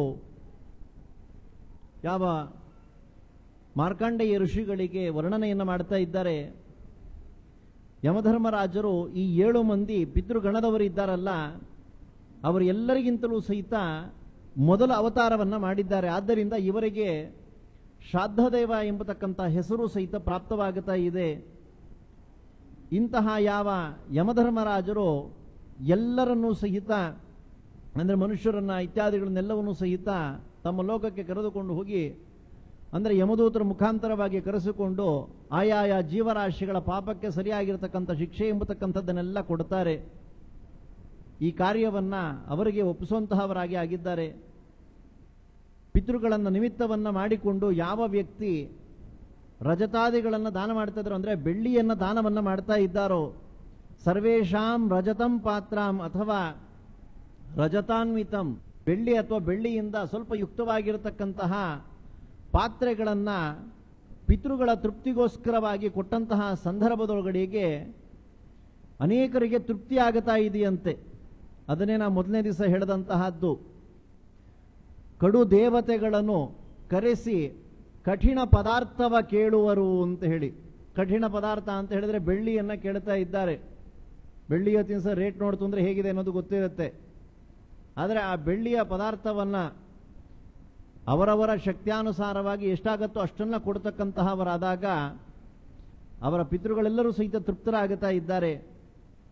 ದತ್ತಂ ಸ್ವಧಾ ಪುರೋಧಾಯ, ಯಾವ ವ್ಯಕ್ತಿಗಳು ಶ್ರಾದ್ದ ನಿಮಿತ್ತಕವಾಗಿ ಅದನ್ನೆಲ್ಲ ಕೊಡುವಂತಹವರಾಗಿ ಆಗುತ್ತಾ ಇದ್ದಾರೋ ಅದರಿಂದ ಚಂದ್ರರು, ಅಗ್ನಿ, ವೈವಸ್ವತ ಅಂದರೆ ಯಮಧರ್ಮರಾಜರೆಲ್ಲ ತೃಪ್ತಿ ಎಂಬತಕ್ಕಂತಹದ್ದನ್ನು ಪಟ್ಟು ಪಿತೃಗಳಿಗೂ ಸಹಿತ ತೃಪ್ತಿ ಎಂಬತಕ್ಕಂತಹದ್ದಾಗಿ ಅವರ ಪಿತೃಗಳಿಗೇನೆ ಅನುಗ್ರಹ ಎಂಬತಕ್ಕಂತಹದ್ದನ್ನ ಮಾಡ್ತಾ ಇದ್ದಾರಂತೆ. ಈ ಪ್ರಕಾರವಾಗಿ ಶ್ರಾದ್ದದ ವಿಷಯದ ಮಹಾತ್ಮೆ ಎಂಬತಕ್ಕಂತಹದ್ದನ್ನು ಸಹಿತ ಅಲ್ಲಿ ತಿಳಿಸುತ್ತಾ ಇದ್ದಾರೆ. ದೇವ ಕಾರ್ಯಾದಪಿ ಮುನೆ ಪಿತೃಕಾರ್ಯಂ ವಿಶೇಷತೆ, ವಿಶೇಷವಾಗಿ ಪಿತೃಕಾರ್ಯ ಎಂಬತಕ್ಕಂಥದ್ದಕ್ಕೆ ಫಲ ಬಹಳ ಬೇಗ ಸಿಗತಕ್ಕಂತಹದ್ದಾಗಿ ಆಗ್ತಾ ಇದೆ. ಅದರಿಂದ ದೇವತೆಗಳ ಕಾರ್ಯಕ್ಕಿಂತಲೂ ಸಹಿತ ಮೊದಲು ಪಿತೃಕಾರ್ಯ ಎಂಬತಕ್ಕಂತಹದ್ದನ್ನ ಮಾಡಬೇಕು ಅಂತ ಹೇಳ್ತಾ ಇದ್ದಾರೆ. ಅದು ವಿಶೇಷವಾಗಿರತಕ್ಕಂಥ ಫಲವನ್ನ ಕೊಡ್ತಕ್ಕಂತಹದ್ದು. ದೇವತಾನಾಂ ಹಿ ಪಿತರಃ ಪೂರ್ವಂ ಆಪ್ಯಾಯನಂ ಸ್ಮೃತಂ, ದೇವತೆಗಳಿಗಿಂತ ಮೊದಲು ಪಿತೃಗಳನ್ನು ತೃಪ್ತಿಯನ್ನು ಪಡಿಸಬೇಕಂತೆ. ಶೀಘ್ರ ಪ್ರಸಾದ ಎಂಬತಕ್ಕಂತಹದ್ದನ್ನು ಹೊಂದುತ್ತಾ ಇದ್ದಾನೆ ಆ ವ್ಯಕ್ತಿ. ಅದಕ್ಕೋಸ್ಕರವಾಗಿ ಕಾಲಶ್ರಾದ್ದ ಇತ್ಯಾದಿಗಳು ಬಂದಂತಹ ಸಂದರ್ಭದೊಳಗಡೆಗೆ ಮಧ್ಯಾಹ್ನ ವ್ಯಾಪಿನಿ ಅಂದರೆ ಕುತುಬ ಕಾಲದೊಳಗಡೆಗೆ ಯಾವ ಒಂದು ಗಳಿಗೆಗಳು ಇರ್ತಾವೋ, ತಿಥಿ ಇರ್ತಾವೋ, ಅವತ್ತಿನ ದಿವಸವೇನೇನೆ ಶ್ರಾದ್ದವನ್ನು ಮಾಡತಕ್ಕಂತಹವರಾಗ್ತಾರೆ. ಅಂದರೆ ಮೊದಲು ಬಂದಿರತಕ್ಕಂತಹದ್ದಕ್ಕೆ ಪಿತೃಗಳಿಗೆ ಪ್ರಾಧಾನ್ಯತೆಯನ್ನು ಕೊಡ್ತಾ ಇದ್ದಾರೆ. ಉಳಿದಿರತಕ್ಕಂತಹ ತಿಥಿಗೆ ದೇವತೆಗಳಿಗೆ ಅವಕಾಶವನ್ನು ಕೊಡುವಂತಹವರಾಗಿ ಆಗುತ್ತಾರೆ. ಚತುರ್ಥಿಯ ತಿಥಿ ಎಂಬತಕ್ಕಂತಹದ್ದು ಮಧ್ಯಾಹ್ನ ವ್ಯಾಪಿನಿಯಲ್ಲಿ ಇದ್ದು ಮಾರನೇ ದಿವಸವೂ ಸಹಿತ ಚತುರ್ಥಿಯ ವ್ಯಾಪಕ ಎಂಬತಕ್ಕಂತಹದ್ದು ಇದ್ರೆ ಗಳಿಗೆಗಳು ಇತ್ತು ಅಂತಂದ್ರೆ ಚತುರ್ಥಿಯ ಶ್ರಾದ್ದವನ್ನು ಹಿಂದಿನ ದಿವಸ ಮಾಡಿ ಮಾರನೇ ದಿವಸ ದೇವತಾ ಕಾರ್ಯವನ್ನು ಮಾಡತಕ್ಕಂತಹವರಾಗಿ ಆಗಬೇಕಂತೆ. ಏಕೆಂದ್ರೆ ಮೊದಲು ಪಿತೃಗಳನ್ನು ತೃಪ್ತಿಯನ್ನು ಪಡಿಸಿಬಿಡಬೇಕು ಅಂತ ಹೇಳ್ತಾ ಇದ್ದಾರೆ. ಇದರಿಂದ ಪಿತೃಗಳೆಲ್ಲರೂ ಸಹಿತ ಬೇಗ ವರವನ್ನು ಸಹಿತ ಕೊಡತಕ್ಕಂತಹವರಾಗಿ ಆಗ್ತಾ ಇದ್ದಾರೆ ಎಂಬಂತಹ ವಿಷಯವನ್ನ ಹೇಳ್ತಾ ಇದ್ದಾರೆ. ಪುರಾಣ ಅಂತರದಲ್ಲಿ ವಿಶ್ವೇ ದೇವತೆಗಳ ವಿಷಯವನ್ನು ಸಹಿತ ಸ್ವಲ್ಪ ವರ್ಣನೆಯನ್ನು ಮಾಡತಕ್ಕಂತಹವರಾಗಿ ಆಗ್ತಾ ಇದ್ದಾರೆ. ಏಕೆಂದ್ರೆ ಆ ಶ್ರಾದ್ದವನ್ನು ಮಾಡುವಂತಹ ಸಂದರ್ಭದೊಳಗಡೆಗೆ 2 ಎಲೆಯನ್ನ ಹಾಕುತ್ತಾರೆ. ಇಬ್ಬರು ಬ್ರಾಹ್ಮಣರನ್ನ ಕೂಡಿಸ್ತಾ ಇದ್ದಾರೆ, ದರ್ಬೆಯಲ್ಲಿ ಬ್ರಾಹ್ಮಣರನ್ನ ಕೂಡಿಸ್ತಾ ಇದ್ದಾರೆ. ಪ್ರತ್ಯಕ್ಷಕ್ಕೆ ಕೂಡಿಸಿದ್ರು ಸಹಿತ ವಿಶ್ವೇ ದೇವತೆಗಳ ಸ್ಥಾನ ಹಾಗೆ ಪಿತೃಸ್ಥಾನಕ್ಕೆ ಕೂಡಿಸುವಂತಹವರಾಗಿ ಆಗ್ತಾ ಇದ್ದಾರೆ. ಆ ಯಾವ ವಿಶ್ವೇ ದೇವತೆಗಳೆಲ್ಲರೂ ಸಹಿತ ಯಾರು ಅವರ ವಿಷಯವನ್ನು ಸಹಿತ ಚಿಂತನೆಯನ್ನು ಮಾಡತಕ್ಕಂತಹವರಾಗಿ ಆಗಬೇಕು. ಅದರ ವಿಷಯವನ್ನು ಬೇರೆ ಪುರಾಣದಲ್ಲಿ ವರ್ಣನೆಯನ್ನು ಮಾಡೋದನ್ನ ಹೇಳ್ತಾರೆ. ಧರ್ಮಮುನಿ ಎಂಬತಕ್ಕಂತಹ ಅವರು ದಕ್ಷಪುತ್ರಿ ಆಗಿರತಕ್ಕಂತಹ ವಿಶ್ವ ಎಂಬತಕ್ಕಂತಹ ಅವರನ್ನು ಲಗ್ನವಾಗುತ್ತಾರೆ. ಅವರಿಂದ 10 ಮಂದಿ ಉತ್ಪನ್ನವಾಗುತ್ತಾ ಇದ್ದಾರೆ. ದಕ್ಷ, ಕ್ರತು, ವಸು, ಸತ್ಯ, ಕಾಲರಾಮ, ಮುನಿ, ಕುರಜ, ಮನುಜ, ವೀರ, ರೋಚಮಾನ ಎಂಬತಕ್ಕಂತಹ 10 ಮಂದಿ ಅವರಲ್ಲಿ ಉತ್ಪನ್ನರಾಗುತ್ತಾ ಇದ್ದಾರೆ. ಇವರೆಲ್ಲರೂ ಸಹಿತ ದೇವತಾ ಲೋಕಗಳಲ್ಲೆಲ್ಲ ಸಂಚಾರವನ್ನು ಮಾಡ್ತಾ ಇದ್ದಾರೆ. ಇವರಲ್ಲಿ 5 ಮಂದಿ ಮನಸ್ಸಿನಲ್ಲಿ ಸ್ವಲ್ಪ ಬೇಸರವನ್ನ ಮಾಡಿಕೊಂಡ್ರಂತೆ. ಯಾವ ಸಂದರ್ಭದಲ್ಲಿ ಅಂತ ಹೇಳಿದ್ರೆ ವಿಶ್ವಾಮಿತ್ರ ಋಷಿಗಳಿಗೂ ವಸಿಷ್ಠರಿಗೂ ಸ್ವಲ್ಪ ವಾಗ್ವಾದ ಎಂಬತಕ್ಕಂತಹದ್ದು ನಡೆಯುತ್ತಂತೆ ದೇವತಾ ಲೋಕದಲ್ಲಿ. ಯಾರು ಸತ್ಯವನ್ನ ಅನುಷ್ಠಾನವನ್ನು ಮಾಡ್ತಾ ಇದ್ದಾರೆ ಅಂತಂದ್ರಂತೆ. ಆಗ ವಸಿಷ್ಠರು ಹೇಳ್ತಾ ಇದ್ದಾರೆ, ನನ್ನ ಶಿಷ್ಯನಾಗಿರತಕ್ಕಂತಹ ಹರಿಶ್ಚಂದ್ರ ಮಹಾರಾಜ ಮಾತ್ರ ಆ ಸತ್ಯವನ್ನು ಅನುಷ್ಠಾನ ಮಾಡ್ತಾ ಇದ್ದಾರೆ ಅಂತಂದರು. ಬೇರೆ ಇನ್ಯಾರೋ ರಾಜರು ಇಲ್ಲವೇ ಇಲ್ವಾ ಅಂತ ಹೇಳಿ ಕೇಳಲಿಕ್ಕೆ ಹೋಗಬಾರದು. ಅಲ್ಲೇ ವಿಶೇಷವಾಗಿರ್ತಕ್ಕಂತಹ ಒಂದು ಅನುಗ್ರಹ, ಭಗವಂತನ ಅನುಗ್ರಹ ಅವರಿಗೆ. ಆ ಕಾಲದಲ್ಲಿ ಹೇಳದ್ರಂತೆ, ನನ್ನ ಶಿಷ್ಯನಾಗಿರತಕ್ಕಂತಹ ಹರಿಶ್ಚಂದ್ರ ಮಹಾರಾಜರು ಸತ್ಯವನ್ನು ಪರಿಪಾಲನೆಯನ್ನು ಮಾಡ್ತಾ ಇದ್ದಾರೆ ಅಂತಂದ್ರಂತೆ. ನಾನು ಅದನ್ನು ನಂಬೋದಿಲ್ಲ ಅಂತಂದ್ರಂತೆ. ಹಾಗಿದ್ರೆ ನಾನು ಪರೀಕ್ಷೆ ಮಾಡ್ತೀನಿ ಅಂತಂದ್ರಂತೆ. ಆಗಬಹುದು, ಹೋಗಿ ನೀವು ಪರೀಕ್ಷೆ ಮಾಡಬಹುದು ಅಂತ ಹೇಳ್ತಾ ಇದ್ದಾರೆ. ಆ ಕಾರಣದಿಂದ ವಿಶ್ವಾಮಿತ್ರರು ಹರಿಶ್ಚಂದ್ರ ಮಹಾರಾಜರನ್ನ ನಾನಾ ಪ್ರಕಾರವಾಗಿ ಪರೀಕ್ಷೆ ಮಾಡ್ತಾ ಇದ್ದಾರೆ. ಹಿಂಸೆಯನ್ನು ಕೊಟ್ಟಂತಹದ್ದಲ್ಲ. ಒಂದು ಬಂಗಾರವನ್ನು ಶುದ್ಧಿ ಮಾಡಬೇಕಾಗಿದ್ದರೆ ಅದನ್ನು ಕಾಯಿಸ್ತಾರೆ. ಅದಕ್ಕೆ ಏನಾದರೂ ಒಂದು ಆಕಾರವನ್ನು ಕೊಡಬೇಕಾಗಿತ್ತು ಅಂತಂದರೆ ಅದಕ್ಕೆ ಸುತ್ತಿಗೆ ಇತ್ಯಾದಿಗಳಲ್ಲೆಲ್ಲವೂ ಸಹಿತ ಹೊಡಿತಾರೆ. ಅಂದರೆ ಬಂಗಾರದ ಕೆಲಸವನ್ನು ಮಾಡುವಂತಹ ಅವರ ಹತ್ರ ನೋಡ್ತು ಅಂದರೆ ಗೊತ್ತಾಗೋಗ್ಬಿಡುತ್ತೆ. ಅವರು ಕೊಟ್ಟಂತಹ ಒಂದು ಬಂಗಾರವನ್ನೇ ಅವರ ಮುಂದೆ ಕರಗಿಸಿ ಬಿಡ್ತಾರೆ. ಅಲ್ಲೇನಾದರೂ ಮಾಡ್ಕೊಂಡು ಇಮಿಡಿಯೇಟಾಗಿ ಹೋಗಬೇಕಾಗಿತ್ತು ಅಂದರೆ, ಅಯ್ಯೋ ಕರಗಿ ಹೋಗಿಬಿಡುತ್ತಲ್ಲ ಅಂತಂದರೆ ಅದಕ್ಕೆ ಯಾವ ಒಂದು ಆಕಾರವನ್ನು ಕೊಡಬೇಕೋ ಆ ಆಕಾರವನ್ನು ಕೊಡ್ತಾರೆ. ಹಾಗೆ ಶುದ್ಧವಾಗಿರತಕ್ಕಂತಹ ಒಂದು ಮೂರ್ತಿಯನ್ನು ಮಾಡಲಿಕ್ಕೋಸ್ಕರವಾಗಿಯೇ ವಿಶ್ವಾಮಿತ್ರರು ಅವರನ್ನು ಅನೇಕ ರೀತಿಯಾಗಿ ಪರೀಕ್ಷೆಯನ್ನು ಮಾಡ್ತಾ ಇದ್ದಾರೆ. ಗಂಡ ಹೆಂಡತಿ ಇಬ್ಬರಿಗೂ ಸಹಿತ ಆ ಒಂದು ಪರೀಕ್ಷೆಯನ್ನು ಮಾಡಿದರು. ಹಿಂಸೆ ಕೊಡ್ತಾ ಇದ್ದಾರೆ ಅಂತ ಹೇಳಿ ಅಂದುಕೊಂಡು ಈ ಯಾವ ವಿಶ್ವದೇವತೆಗಳಲ್ಲಿ 10 ಮಂದಿ ವಿಶ್ವಾಮಿತ್ರರನ್ನು ಸ್ವಲ್ಪ ಮನಸ್ಸಿನಲ್ಲಿ ದೂಷಿಸಲಿಕ್ಕೆ ಪ್ರಾರಂಭವನ್ನು ಮಾಡಿದರಂತೆ. ಆ ವಿಷಯ ಗೊತ್ತಾಯಿತು ವಿಶ್ವಾಮಿತ್ರರಿಗೆ. ಶಾಪ ಕೊಡ್ತಾ ಇದ್ದಾರೆ, ನೀವೆಲ್ಲರೂ ಸಹಿತ ಭೂಲೋಕದಲ್ಲಿ ಹುಟ್ಟಿ ಅಂತ ಹೇಳಿ. ಏನು ಮಾಡಬೇಕು, ಆ ವಿಷಯವೂ ಸಹಿತ ಗೊತ್ತಾಯಿತು. ವಿಶ್ವಾಮಿತ್ರರನ್ನು ಬಂದು ಪ್ರಾರ್ಥನೆಯನ್ನು ಮಾಡ್ತಾ ಇದ್ದಾರೆ. ಸ್ವಾಮಿ, ನಾವು ಮಾಡಿರ್ತಕ್ಕಂತಹದ್ದು ಅಪರಾಧವಾಗಿದೆ, ದಯಮಾಡಿ ನಮ್ಮ ಅಪರಾಧವನ್ನು ಕ್ಷಮಿಸಬೇಕು ಅಂತ ಹೇಳಿ. ಆಗಲ್ಲ, ಒಮ್ಮೆ ಶಾಪವನ್ನು ಕೊಟ್ಟು ಬಿಟ್ಟ ಮೇಲಿಂದ ಮುಗಿದೋಯ್ತು, ಅದನ್ನು ಹಿಂದೆ ತೆಗೆದುಕೊಳ್ಳೋದಿಲ್ಲ ಅಂತ ಹೇಳ್ತಾ ಇದ್ದಾರೆ. ಆಗ ಮತ್ತೆ ಪ್ರಾರ್ಥನೆಯನ್ನು ಮಾಡಿದ ಕೇಳ್ತಾ ಇದ್ದಾರೆ. ಆದರೆ ಒಂದು ವರವನ್ನು ಕೊಡಬೇಕು ಅಂತಿದ್ದಾರೆ. ಏನು, ನಾವು ಭೂಲೋಕದೊಳಗಡೆಗೆ ಹುಟ್ಟೋದಿಲ್ಲ ಅಂತ ಹೇಳೋದಿಲ್ಲ, ಆದರೆ ಲಗ್ನವಾಗೋದಕ್ಕಿಂತ ಪೂರ್ವದೊಳಗಡೆಗೆ ನಾವು ಸತ್ತೋಗ್ಬಿಡ್ಬೇಕು ಅಂತ ಕೇಳ್ತಾ ಇದ್ದಾರೆ.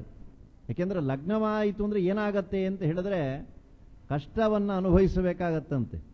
ಅದಕ್ಕೆ ಹಿಂದಿನ ಕಾಲದಲ್ಲೆಲ್ಲ ಹಾಸ್ಯವನ್ನು ಮಾಡ್ತಾ ಇದ್ರು. ಗ್ರಹಣ ಎಂಬತಕ್ಕಂತಹದ್ದು ಎಷ್ಟು ಪ್ರಕಾರವಾಗಿದೆ ಅಂತ ಹೇಳಿ ನಾವೆಲ್ಲ ನೋಡಿದ್ದೀವಿ ಅಲ್ವೇ. ಗ್ರಹಣ ಎರಡೇ ಇರೋವಂಥದ್ದು, ಒಂದು ಚಂದ್ರಗ್ರಹಣ, ಇನ್ನೊಂದು ಸೂರ್ಯಗ್ರಹಣ. ಅದು ಅರ್ಧ ಗಂಟೆಯಿಂದ ಪ್ರಾರಂಭ ಮಾಡಿಕೊಂಡು 4 ಗಂಟೆಗಳ ಕಾಲ ಅಥವಾ 4.5 ಗಂಟೆಗಳ ಕಾಲ ಆ ಗ್ರಹಣ ಬರುತ್ತೆ, ಸೂರ್ಯಗ್ರಹಣ ಅಥವಾ ಚಂದ್ರಗ್ರಹಣ. ಅದಕ್ಕೆ ಏನಾದರೂ ಒಂದು ಶಾಂತಿಯನ್ನು ಮಾಡಿಸಿಬಿಟ್ರೆ ಹೊರಟೋಗ್ಬಿಡತ್ತಂತೆ. ಇದು ಎರಡನ್ನೂ ಸಹಿತ ಮೀರಿರತಕ್ಕಂಥದ್ದು ಇನ್ನೊಂದು ಗ್ರಹಣ ಇದೆಯಂತೆ. ಯಾವುದು ಅಂತಂದರೆ ಪಾಣಿಗ್ರಹಣ. ಇಲ್ಲ ಇವನು ಹೋಗಬೇಕು, ಇಲ್ಲ ಅವಳು ಹೋಗ್ಬೇಕಂತೆ. ಇಬ್ಬರಲ್ಲಿ ಯಾರಾದರೂ ಒಬ್ರು ಹೋಗಬೇಕಾಗತ್ತೆ. ಹಾಗೆ ಸಂಸಾರ ಎಂಬತಕ್ಕಂಥದ್ರಲ್ಲಿ ನಾವು ಬಿದ್ದು ಬಿಡ್ತು ಅಂದರೆ ಅದರಿಂದ ನಾವು ಬಿಡಿಸ್ಕೊಂಡು ಬರಲಿಕ್ಕೆ ಸಾಧ್ಯ ಇಲ್ಲ. ದಯಮಾಡಿ ನಮ್ಮನ್ನು ಮದುವೆ ಆಗೋದಕ್ಕಿಂತ ಮುಂಚಿತವಾಗಲೇನೆ ನಮ್ಮನ್ನು ಸಾಯುವಂತಹ ಒಂದು ಅನುಗ್ರಹವನ್ನು ಮಾಡಿಬಿಡಿ ಅಂತ ಹೇಳ್ತಾ ಇದ್ದಾರೆ. ಆ ಸಂದರ್ಭದೊಳಗಡೆಗೆ ಅನುಗ್ರಹವನ್ನು ಮಾಡ್ತಾ ಇದ್ದಾರೆ. ಅವರು ಮತ್ತೆ ಭೂಲೋಕದೊಳಗಡೆಗೆ ಅವತಾರವನ್ನು ಮಾಡಿದ್ದಾರೆ. ಪ್ರತಿವಿಂಧ್ಯ, ಶ್ರುತಸೋಮ, ಶ್ರುತಕೀರ್ತಿ, ಶತಾನೀಕ, ಶ್ರುತಸೇನ ಎಂಬತಕ್ಕಂತಹ 5 ಮಂದಿಗಳಾಗಿ ಆ ಹೆಸರಿನಿಂದ ಉತ್ಪನ್ನರಾಗುತ್ತಾ ಇದ್ದಾರೆ. ಅವರು ಬೇರೆ ಇನ್ಯಾರೂ ಅಲ್ಲ, ಉಪಪಾಂಡವರು. ಅದಕ್ಕೋಸ್ಕರವಾಗಿ ಉಪಪಾಂಡವರು ಯುದ್ಧ ಎಲ್ಲ ಮುಗಿದ ನಂತರದಲ್ಲಿ 18ನೇ ದಿವಸ ರಾತ್ರಿ ಮಲಗಿದಾಗ ಅಶ್ವತ್ಥಾಮಾಚಾರ್ಯರು ಅವರ ತಲೆಗಳನ್ನೆಲ್ಲವನ್ನು ಸಹಿತ ಕತ್ತರಿಸಿ ಬಿಟ್ಟಿದ್ದಾರೆ. ಆ ತಲೆಗಳನ್ನೆಲ್ಲ ತೆಗೆದುಕೊಂಡು ಹೋಗಿ ದುರ್ಯೋಧನನಿಗೆ ತೋರಿಸೋದಂತೆ. ಬಹಳ ಸಂತೋಷ ಆಗೋಯ್ತಂತೆ. ಅಂದರೆ ಸಾಯೋವಾಗಲೂ ಸಹಿತ ದುಷ್ಟ ಕೆಲಸವನ್ನು ಮಾಡದಿರೇ ಇಲ್ಲ, ಅವನು ಸಾಯೋವರೆಗೂ ಸಹಿತ ದುಷ್ಟ ಕೆಲಸವನ್ನೇ ಮಾಡ್ತಾ ಇದ್ದಾನೆ. ಈ ಪ್ರಕಾರವಾಗಿ ಉಪಪಾಂಡವರಾಗಿ ಅವರು ಮತ್ತೆ ಅವತಾರವನ್ನು ಮಾಡಿ ಲಗ್ನ ಆಗೋದಕ್ಕಿಂತ ಪೂರ್ವದಲ್ಲಿಯೇನೆ ದೇಹತ್ಯಾಗ ಎಂಬತಕ್ಕಂತಹದ್ದನ್ನು ಮಾಡಿದ್ದಾರೆ. ಇಂತಹ ಅವರು ವಿಶ್ವದೇವತೆಗಳ ಸ್ಥಾನದಲ್ಲಿ ಬರ್ತಾ ಇದ್ದಾರೆ. ಅಲ್ಲಿ ಮಾಸಿಕ ಶ್ರಾದ್ದಕ್ಕೆ ಕೆಲವರು ಬರ್ತಾ ಇದ್ದಾರೆ, ಸಾಂವತ್ಸರಿಕ ಶ್ರಾದ್ದಕ್ಕೆ ಕೆಲವರು ಬರ್ತಾ ಇದ್ದಾರೆ. ಅದೇ ಪ್ರಕಾರವಾಗಿ ಪಕ್ಷ ಮಾಸದಲ್ಲಿ ಬೇರೆಯವರು ಬರುತ್ತಾರೆ. ಎಲ್ಲದಕ್ಕೂ ಸಹಿತ ಒಬ್ಬರೇ ವಿಶ್ವದೇವತೆಗಳು ಬರೋದಿಲ್ಲ, ಬೇರೆ ಬೇರೆ ಹೆಸರಿನವರು ಬರತಕ್ಕಂತಹವರಾಗಿ ಆಗುತ್ತಾ ಇದ್ದಾರೆ. ಹಾಗೆ ನಾಂದಿ ಶ್ರಾದ್ದದಲ್ಲಿ ಬೇರೆಯವರು ಬರ್ತಾರೆ. ದಕ್ಷ ಮತ್ತು ಕೃತು ಎಂಬತಕ್ಕಂತಹ ಅವರು ಮಾಸಿಕ ಶ್ರಾದ್ದದಲ್ಲಿ ಬರ್ತಾ ಇದ್ದಾರೆ. ಪುರೂರವ ಆರ್ದ್ರವ ಎಂಬತಕ್ಕಂತಹ ಹೆಸರಿನಿಂದ ಯುಕ್ತವಾಗಿರತಕ್ಕಂತಹವರು ವಾರ್ಷಿಕ ಶ್ರಾದ್ದದಲ್ಲಿ, ಅಂದರೆ ಪ್ರತಿ ವರ್ಷ ಮಾಡುವಂಥ ಶ್ರಾದ್ದದಲ್ಲಿ ಅವರು ಪ್ರಾಪ್ತರಾಗುತ್ತಾ ಇದ್ದಾರೆ. ಏನು ಪಿತೃಪಕ್ಷ ಎಂಬತಕ್ಕಂಥದ್ದು ಪ್ರಾಪ್ತವಾಗುತ್ತಾ ಇದೆಯಲ್ಲ, ಈಗ ದೂರಿಲೋಚನ ಮತ್ತು ಆರ್ದ್ರವ ಎಂಬತಕ್ಕಂತಹ ವಿಶ್ವ ದೇವತೆಗಳು ಆ ಪದಾರ್ಥವನ್ನು ಸ್ವೀಕಾರವನ್ನು ಮಾಡತಕ್ಕಂತಹವರಾಗಿ ಆಗುತ್ತಾ ಇದ್ದಾರೆ. ಈ ಪ್ರಕಾರವಾಗಿ ವರ್ಣನೆಯನ್ನು ಮಾಡ್ತಾ ಇದ್ದಾರೆ. ಇಷ್ಟಾದ ನಂತರದೊಳಗಡೆಗೆ ಶ್ರಾದ್ದದ ಇನ್ನಿಷ್ಟು ವಿಷಯಗಳನ್ನೆಲ್ಲವನ್ನೂ ಸಹಿತ ಪುರಾಣಾಂತರದಲ್ಲಿ ವರ್ಣನೆಯನ್ನು ಮಾಡತಕ್ಕಂತಹದ್ದನ್ನು ನಾವು ಚಿಂತನೆಯನ್ನು ಮಾಡತಕ್ಕಂತಹವರಾಗಿ ಆಗೋಣ.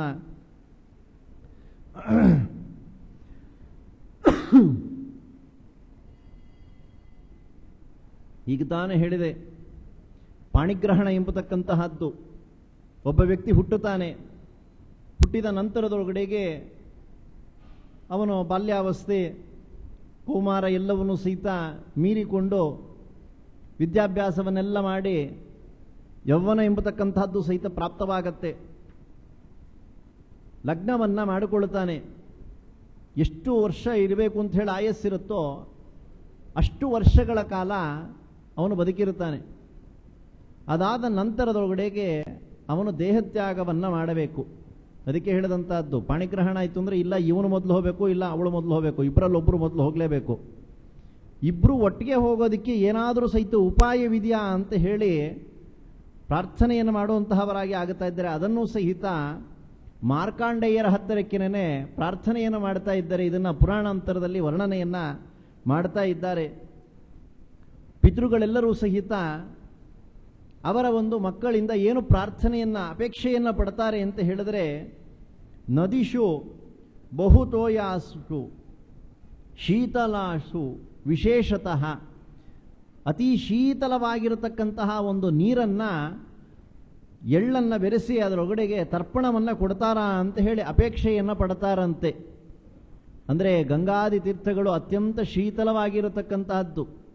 ಅಲ್ಲಿ ಹೋಗಿ ತರ್ಪಣಾದಿಗಳನ್ನು ಕೊಡಬೇಕಂತೆ, ತೀರ್ಥವಿಧಿ ಇತ್ಯಾದಿಗಳನ್ನೆಲ್ಲ ಮಾಡಬೇಕು ಅಂತ ಹೇಳಿ ವರ್ಣನೆಯನ್ನು ಮಾಡ್ತಾ ಇದ್ದಾರೆ. ಹರಿಯತಕ್ಕಂತಹ ನೀರಿನಲ್ಲಿ ತರ್ಪಣವನ್ನು ಕೊಟ್ಟರೆ ಪಿತೃಗಳೆಲ್ಲ ತೃಪ್ತರಾಗತಕ್ಕಂತಹವರಾಗಿ ಆಗುತ್ತಾರಂತೆ. ಇಷ್ಟೇ ಅಲ್ಲದಿರ ಎಳ್ಳು, ಜೇನುತುಪ್ಪ, ತುಪ್ಪ, ಪಾಯಸ ಇತ್ಯಾದಿಗಳಿಂದ ಪಿತೃಗಳನ್ನು ತೃಪ್ತಿಯನ್ನು ಪಡಿಸ್ತಾರಾ ಅಂತ ಹೇಳಿ ಕಾಯ್ತಾ ಇರ್ತಾರಂತೆ. ಇಂತಹ ಸಂದರ್ಭದೊಳಗಡೆಗೆ ಆ ಪುಲಸ್ತ್ಯರು ಹಾಗೂ ದಾಲ್ಭ್ಯರ ಸಂವಾದ ಎಂಬತಕ್ಕಂಥದ್ದರ ವಿಷಯವನ್ನು ಮಾರ್ಕಾಂಡೇಯರು ವರ್ಣನೆಯನ್ನು ಮಾಡುವಂತಹವರಾಗಿ ಆಗುತ್ತಾ ಇದ್ದಾರೆ. ಅನೇಕ ರೀತಿಯಾಗಿರತಕ್ಕಂಥ ದುಃಖವನ್ನು ಲೋಕದಲ್ಲಿ ಹೊಂದುವಂತಹವರಾಗುತ್ತಾರೆ. ಕೆಲವರು ಹೆಂಡತಿಯನ್ನು ಕಳ್ಕೊಂಡಿರ್ತಾರೆ, ಕೆಲವರು ಗಂಡನನ್ನು ಕಳ್ಕೊಂಡಿರ್ತಾರೆ. ಇಂತಹ ದುಃಖ ಎಂಬತಕ್ಕಂತಹದ್ದು ಕಳ್ಕೊಳ್ಳಿಕ್ಕೆ ಏನು ಮಾಡಬೇಕು ಅಂತ ಹೇಳಿ ಪ್ರಶ್ನೆಯನ್ನು ಮಾಡಿದಾಗ ಪುಲಸ್ತ್ಯರು ಹೇಳುವಂತಹವರಾಗಿ ಆಗುತ್ತಾ ಇದ್ದಾರೆ. ಉಪೋಷಿತೇನ ಏನಾಗ್ರೆ ಪತ್ಯಾನೆ ರಹಿತೋ ನರಹ. ಗಂಡ ಮತ್ತು ಹೆಂಡತಿ ಇಬ್ಬರೂ ಸಹಿತ ಒಟ್ಟಿಗೆ ಸಂಕಲ್ಪವನ್ನು ಮಾಡಬೇಕಂತೆ, ಒಂದು ವ್ರತವನ್ನು ಮಾಡಬೇಕಂತೆ. ಆ ವ್ರತವನ್ನು ಮಾಡಿದಾಗ ಗಂಡ ಹೆಂಡತಿ ಇಬ್ಬರೂ ಸಹಿತ ಒಟ್ಟಿಗೆ ದೇಹತ್ಯಾಗವನ್ನು ಮಾಡುವಂತಹ ಒಂದು ಅನುಗ್ರಹವನ್ನು ಮಾಡ್ತಾರಂತೆ. ಅದು ಯಾವಾಗಲೂ ಆಗತ್ತಾ ಅಂತಂದರೆ ಪ್ರಾರ್ಥನೆಯನ್ನು ಮಾಡತಕ್ಕಂತಹವ್ರಂತೂ ಸಹಿತ ಆಗಬೇಕಂತೆ. ಈಗಲ್ದಿದ್ರೆ ಯಾವಾಗಲಾದರೂ ಒಮ್ಮೆ ಆದರೂ ಸಹಿತ ಭಗವಂತ ಅದನ್ನು ಅನುಗ್ರಹವನ್ನು ಮಾಡ್ತಾ ಇದ್ದಾನೆ. ಅದಕ್ಕೆ ಅಶೂನ್ಯ ಶಯನ ದ್ವಿತೀಯ ಅಂತ ಹೇಳಿ ಕರೀತಾ ಇದ್ದಾರೆ. ಅಶೂನ್ಯ ಶಯನ ದ್ವಿತೀಯ ಅಂದರೆ ಅವನು ಮಲಗಿದಾಗ ಪಕ್ಕದೊಳಗಡೆಗೆ ಯಾರಾದರೂ ಒಬ್ರು ಇರಬೇಕು. ಅಂದರೆ ಒಬ್ಬರೇ ಯಾರು ಮಲ್ಕೊಳ್ಳಿಕ್ಕಾಗಲ್ಲ, ಭಯ ಆಗೋಗ್ಬಿಡುತ್ತಂತೆ. ರಾತ್ರಿ ಹೊತ್ತು ಬೆಳಗ್ನೊತ್ತು ಹೇಗೋ ಇದ್ದು ಬಿಡ್ತಾರೆ. ಮಂದಿ ಯಾರೂ ಇಲ್ಲ ಅಂತಂದರೆ ಒಬ್ಬರೇ ಇತ್ತು ಅಂದರೆ ಭಯ ಉಂಟಾಗತ್ತೆ. ಹಾಗೆ ಪಕ್ಕದೊಳಗಡೆಗೆ ಗಂಡ ಇರಬೇಕು, ಹೆಂಡತಿಗೆ ಗಂಡ ಇರಬೇಕಂತೆ. ಹಾಗೆ ಒಬ್ಬರಿಗೊಬ್ಬರು ಅನ್ಯೋನ್ಯತೆ ಎಂಬತಕ್ಕಂತಹದ್ದು ಇರಬೇಕು. ಹಾಗೆ ಇಬ್ಬರೂ ಸಹಿತ ನಿರಂತರವಾಗಿರತಕ್ಕಂತಹದ್ದಕ್ಕೆ ಒಂದು ವ್ರತವನ್ನು ಮಾಡಬೇಕಂತೆ. ಅದಕ್ಕೆ ಅಶೂನ್ಯ ಶಯನ ಅಂತ ಹೇಳಿ ಹೇಳ್ತಾ ಇದ್ದಾರೆ, ವ್ರತ ಅಂತ ಹೇಳಿ ಕರೀತಾ ಇದ್ದಾರೆ. ಇದು ಮಹಾಪುಣ್ಯವಾಗಿರತಕ್ಕಂತಹ ದಿವಸ. ಅಂತಹ ದಿವಸ ಸ್ತ್ರೀ ಹಾಗೂ ಪುರುಷ ಇಬ್ಬರೂ ಸಹಿತ ಸಂಕಲ್ಪವನ್ನು ಮಾಡಿ ಬೆಳಗ್ಗಿನಿಂದ ರಾತ್ರಿಯವರೆಗೂ ಸಹಿತ ಉಪವಾಸವಿರಬೇಕಂತೆ. ಉಪವಾಸ ಇದ್ದು ಬಿಡ್ತೀವಿ ಅಂತಂದರೆ ಬರೀ ಉಪವಾಸ ಇದ್ದರೆ ಸಾಲದು, ಭಗವಂತನ ಚಿಂತನೆಯನ್ನು ನಡೆಸುವಂತಹವರಾಗಿ ಆಗಬೇಕಂತೆ. ನಡೆಸಿ ಆನಂತರದಲ್ಲಿ ರಾತ್ರಿಯಲ್ಲಿ ಸ್ವಲ್ಪ ಹವಿಸ್ಸೆಂಬತಕ್ಕಂತಹದ್ದನ್ನು ಸ್ವೀಕಾರ ಮಾಡಬೇಕಂತೆ. ಹವಿಸ್ಸು ಅಂತಂದರೆ ಹೆಸರು ಬೇಳೆ. ಅಂದರೆ ಉಪವಾಸ ಇರಲಿಕ್ಕಾಯಿತು ಅಂದರೆ ಪೂರ ಉಪವಾಸವನ್ನು ಇರಬೇಕು. ಆಗದಿರೇ ಇತ್ತು ಅಂತಂದರೆ ಸ್ವಲ್ಪ ಹೆಸರು ಬೇಳೆಯನ್ನು ತೆಗೆದುಕೊಳ್ಳಬಹುದು ಅಂತ ಹೇಳ್ತಾ ಇದ್ದಾರೆ. ಅದು ಅಲ್ಪ ಪ್ರಮಾಣದಲ್ಲಿ. ಅದನ್ನು ಗಂಡ ಹೆಂಡತಿ ಇಬ್ಬರೂ ಸಹಿತ ಮಾಡಬೇಕು. ಆನಂತರದಲ್ಲಿ ಮಾರನೇ ದಿವಸ ಬೆಳಗ್ಗೆ ಎದ್ದು ಭಗವಂತನ ವಿಶೇಷವಾಗಿರತಕ್ಕಂಥ ಪೂಜೆಯನ್ನೆಲ್ಲವನ್ನು ಸಹಿತ ನೆರವೇರಿಸಿ ಬ್ರಾಹ್ಮಣ ದಂಪತಿಗಳನ್ನು ಕರೆದು ಅವರಲ್ಲಿ ಲಕ್ಷ್ಮೀನಾರಾಯಣರನ್ನ ಚಿಂತನೆ ಎಂಬತಕ್ಕಂಥದ್ದನ್ನು ಮಾಡಿ ಶಯ್ಯಾದಾನವನ್ನು ಕೊಡತಕ್ಕಂತಹವರಾಗಿ ಆಗಬೇಕಂತೆ. ಆವಾಗ ಪ್ರಶ್ನೆ ಮಾಡ್ತಾ ಇದ್ದಾರೆ ಮಾರ್ಕಾಂಡೇಯರು, ಈ ಯಾವ ಅಶೂನ್ಯ ಶಯನ ಎಂಬತಕ್ಕಂಥ ವ್ರತವನ್ನು ಯಾವುದೋ ದ್ವಿತೀಯ ದಿವಸ ಮಾಡಬೇಕು ಅಂತ ಹೇಳಿದ್ರಲ್ಲ, ಅದು ಯಾವತ್ತು ಅಂತ ಹೇಳಿ ಮತ್ತೆ ಪ್ರಶ್ನೆಯನ್ನು ಮಾಡ್ತಾ ಇದ್ದಾರೆ. ಆಗ ಭಗವಂತನ ರೂಪವನ್ನು ಚಿಂತನೆಯನ್ನು ಮಾಡುವಂತಹದ್ದನ್ನು ಹೇಳ್ತಾ ಇದ್ದಾರೆ. ಶ್ರೀವತ್ಸ ಧಾರಿಣಂ ಶೀಶಂ, ಶ್ರೀವತ್ಸ ಲಾಂಛನವನ್ನು ಹೊಂದಿರತಕ್ಕಂತಹ ಹೇ ಭಗವಂತ, ಲಕ್ಷ್ಮೀದೇವಿಗೆ ಪತಿಯಾಗಿರತಕ್ಕಂತಹ ಅವನು, ಶ್ರೀಯಾಸಹ ಎಲ್ಲ ಕಾಲದಲ್ಲೂ ಸಹಿತ ಲಕ್ಷ್ಮೀದೇವಿಯರ ಜೊತೆಯಲ್ಲಿ ನೀನು ಇದ್ದೀಯಾ, ಇಂತಹ ಶ್ರೀಧಾಮ ಅಂತ ಹೇಳಿ ಕರೆಸಿಕೊಳ್ತಾ ಇದ್ದೀಯಾ, ಶ್ರೀಯಪ್ಪತೆ ಅಚ್ಯುತ ನಾಶರಹಿತನಾಗಿರತಕ್ಕಂತಹ ಅವನು ನೀನು, ಶ್ರೀಯಪ್ಪತಿ ಆಗಿರತಕ್ಕಂತಹ ಅವನು ಅಂತ ಹೇಳೆಲ್ಲ ವರ್ಣನೆಯನ್ನ ಮಾಡಬೇಕಂತೆ ಆ ಭಗವಂತನದನ್ನ. ಅದು ಉಪವಾಸ ಇರತಕ್ಕಂತಹ ದಿವಸ ಯಾವುದು ಅಂತ ಹೇಳಿದ್ರೆ, ತತ್ರಾಪಿ ಬೆಂಗಳೂರಿನೊಳಗಡೆಗೆ ಸ್ವಲ್ಪ ಮಡಿ ಆಚಾರ ಇತ್ಯಾದಿಗಳನ್ನ ಇಟ್ಕೊಂಡಿರುವಂತಹ ಅವರಿಗೆ ಅವರೇ ಮಾಡೋದಿಲ್ಲ ಅಂತ ಹೇಳಿ ಅಂದ್ಕೊಳ್ತೀನಿ, ಬಹಳ ಕಷ್ಟವಾಗತ್ತೆ. ಅದು ಯಾವತ್ತು ಅಂತ ಹೇಳಿ ಇಲ್ಲಿ ವರ್ಣನೆಯನ್ನು ಮಾಡ್ತಾ ಇದ್ದಾರೆ. ಶ್ರಾವಣ ಬಹುಳ ದ್ವಿತೀಯ ದಿವಸ ಗಂಡ ಹೆಂಡತಿ ಇಬ್ಬರೂ ಸಹಿತ ಉಪವಾಸವಿರಬೇಕಂತೆ. ತೃತೀಯ ದಿವಸ ಬ್ರಾಹ್ಮಣರಿಗೆ ಭೋಜನವನ್ನು ಮಾಡಿಸಬೇಕು. ಶ್ರಾವಣ ಕೃಷ್ಣ ಪಕ್ಷದ ದ್ವಿತೀಯ ಅಲ್ಲೇ ಲೋಕವನ್ನೇ ಉದ್ಧಾರವನ್ನು ಮಾಡಲಿಕ್ಕೋಸ್ಕರ ಬಂದಿರತಕ್ಕಂತಹ ನರಸಿಂಹದೇವರು ಪ್ರಹ್ಲಾದರಾಜರ ಸ್ತೋತ್ರಕ್ಕೆ ಪ್ರೀತರಾಗಿ ಹೇಳ್ತಾ ಇದ್ದಾರೆ. ಕಲೌ ಮದ್ಭಕ್ತಾಹ ತ್ವಾಮನೂರತಾಹ ತ್ವಾಂಚಮಾಂಚ ಸ್ಮರನ್ ಕಾಲೇ ಕರ್ಮಬಂಧಾತ್ ಪ್ರಮುಚ್ಯತೆ ಅಂತ ಹೇಳಿ, ನೀನು ಮಾಡಿರತಕ್ಕಂಥ ಸ್ತೋತ್ರಕ್ಕೆ ನಾನು ಪ್ರೀತನಾಗುತ್ತಾ ಇದ್ದೀನಿ. ಕಲಿಯುಗದೊಳಗಡೆಗೆ ಯಾರ್ಯಾರು ನನ್ನ ಭಕ್ತರಿದ್ದಾರೋ ಅವರನ್ನೆಲ್ಲರನ್ನೂ ಸಹಿತ ನೀನು ಅನುಗ್ರಹವನ್ನ ಮಾಡಿ ನಿನ್ನ ಜೊತೆಯಲ್ಲಿ ಕರೆದುಕೊಂಡು ಬಾ ಅಂತ ಹೇಳಿದ್ದಾರೆ. ಅವರು ಬೇರೆ ಇನ್ಯಾರೂ ಅಲ್ಲ, ಪ್ರಥಮ ಪ್ರಹ್ಲಾದ, ದ್ವಿತೀಯ ವ್ಯಾಸಮುನಿ, ತೃತೀಯ ರಾಘವೇಂದ್ರ ಕಾಣಿರೋ. ರಾಯರ ಆರಾಧನೆಯ ದಿವಸ ಅಲ್ಲೇ ಎಲ್ಲ ಮಠಕ್ಕೂ ಸಹಿತ ಹೊರಟೋಗ್ಬಿಟ್ಟಿರ್ತಾರೆ. ಅಲಂಕಾರ ವಿಶೇಷ ಎಂಬತಕ್ಕಂಥದ್ದು ನಡೀತಾ ಇರುತ್ತೆ. ಅದರಿಂದ ಅವತ್ತಿನ ದಿವಸ ಉಪವಾಸ ಇರಬೇಕು ಅಂತ ಹೇಳ್ತಾ ಇದ್ದಾರೆ. ಮಾಡೋದು ಸ್ವಲ್ಪ ಕಷ್ಟ, ಅಟ್ಲೀಸ್ಟ್ ಒಂದು ಬಾರಿ ಆದರೂ ಸಹಿತ ಅದನ್ನು ನೆರವೇರಿಸ್ತಕ್ಕಂತಹವರಾಗಿ ಆಗಬೇಕಂತೆ. ಈ ಪ್ರಕಾರವಾಗಿ ಆ ಶ್ರಾವಣ ಬಹುಳ ದ್ವಿತೀಯ ದಿವಸ ಯಾವ ವ್ಯಕ್ತಿ ಉಪವಾಸವನ್ನು ಅಂದರೆ ಗಂಡ ಹೆಂಡತಿ ಇಬ್ಬರೂ ಸಹಿತ ಸಂಕಲ್ಪವನ್ನ ಮಾಡಿ ಉಪವಾಸವನ್ನ ಮಾಡುವಂತಹವರಾಗಿ ಆಗತಾ ಇದ್ದಾರೋ ಅಂತಹ ವ್ಯಕ್ತಿಗೆ ಗಂಡ ಇಲ್ಲದಿರ ಹೆಂಡತಿ ಇಲ್ಲದಿರ ಆಗೋದಿಲ್ಲವಂತೆ. ಅಕಸ್ಮಾತ್ ಹೆಂಡತಿ ಇಲ್ದಿದ್ರೆ ಏನೇನಾಗತ್ತೆ ಅಂತ ಹೇಳಿ, ಗಂಡ ಇಲ್ದಿದ್ರೆ ಏನೇನಾಗತ್ತೆ ಅನ್ನುವಂತಹದ್ದು ಉಂಟು. ಹೆಂಡತಿ ಇಲ್ದ ಸಹಿತ ಆ ವ್ಯಕ್ತಿ ಬ್ರಹ್ಮಚರ್ಯ ಪಾಲನೆಯನ್ನ ಮಾಡಬೇಕು.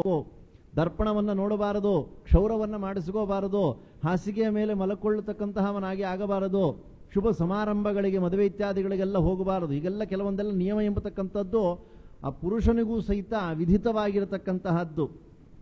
ಅವನು ಪ್ರಾರ್ಥನೆಯನ್ನ ಮಾಡಬೇಕಂತೆ, ಸ್ವಾಮಿ ಹೆಂಡತಿಯನ್ನ ನೀನು ಕರ್ಕೋಬೇಡ, ಇಬ್ರು ಒಟ್ಟಿಗೆ ಹೋಗುವಂತಹವರಾಗಿ ಆಗಬೇಕು ಅಂತ ಹೇಳಿ.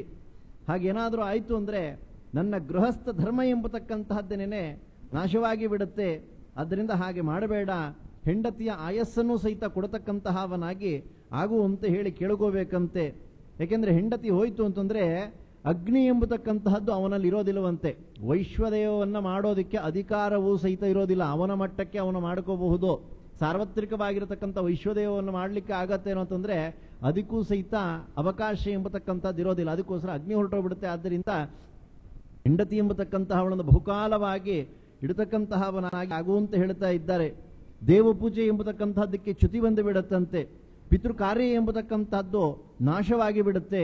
ಆದ್ದರಿಂದ ಹೆಂಡತಿಯನ್ನ ಬಹಳ ಕಾಲದವರೆಗೂ ಸಹಿತ ಬದುಕಿಸಿರು ಎಂಬತಕ್ಕಂತಹದ್ದನ್ನು ಚಿಂತನೆಯನ್ನ ಮಾಡತಕ್ಕಂತಹವನಾಗಿ ಆ ಉಪವಾಸವನ್ನು ಸಹಿತ ಅನುಷ್ಠಾನವನ್ನ ಮಾಡತಕ್ಕಂತಹವರಾಗಿ ಆಗಬೇಕು ಅಂತ ಹೇಳೆಲ್ಲ ವರ್ಣನೆಯನ್ನ ಮಾಡ್ತಾ ಇದ್ದಾರೆ. ಶ್ರಾದ್ದವನ್ನು ಎಷ್ಟು ಪ್ರಕಾರವಾಗಿ ಮಾಡಬೇಕು ಅಂತ ಹೇಳಿ. ಮಾಸಿಕ ಶ್ರಾದ್ದವನ್ನು ಮಾಡಬೇಕು, ಅದೆಲ್ಲ ಗೊತ್ತಿದೆ. ಹೋದ 1 ವರ್ಷ ಪರ್ಯಂತವಾಗಿಯೂ ಸಹಿತ ಮಾಡ್ತಾ ಇದ್ದಾರೆ. ಇನ್ನು ಪ್ರತಿ ಸಾಂವತ್ಸರಿಕದಲ್ಲಿಯೂ ಸಹಿತ ಶ್ರಾದ್ದವನ್ನು ಮಾಡ್ತಾ ಇದ್ದಾರೆ.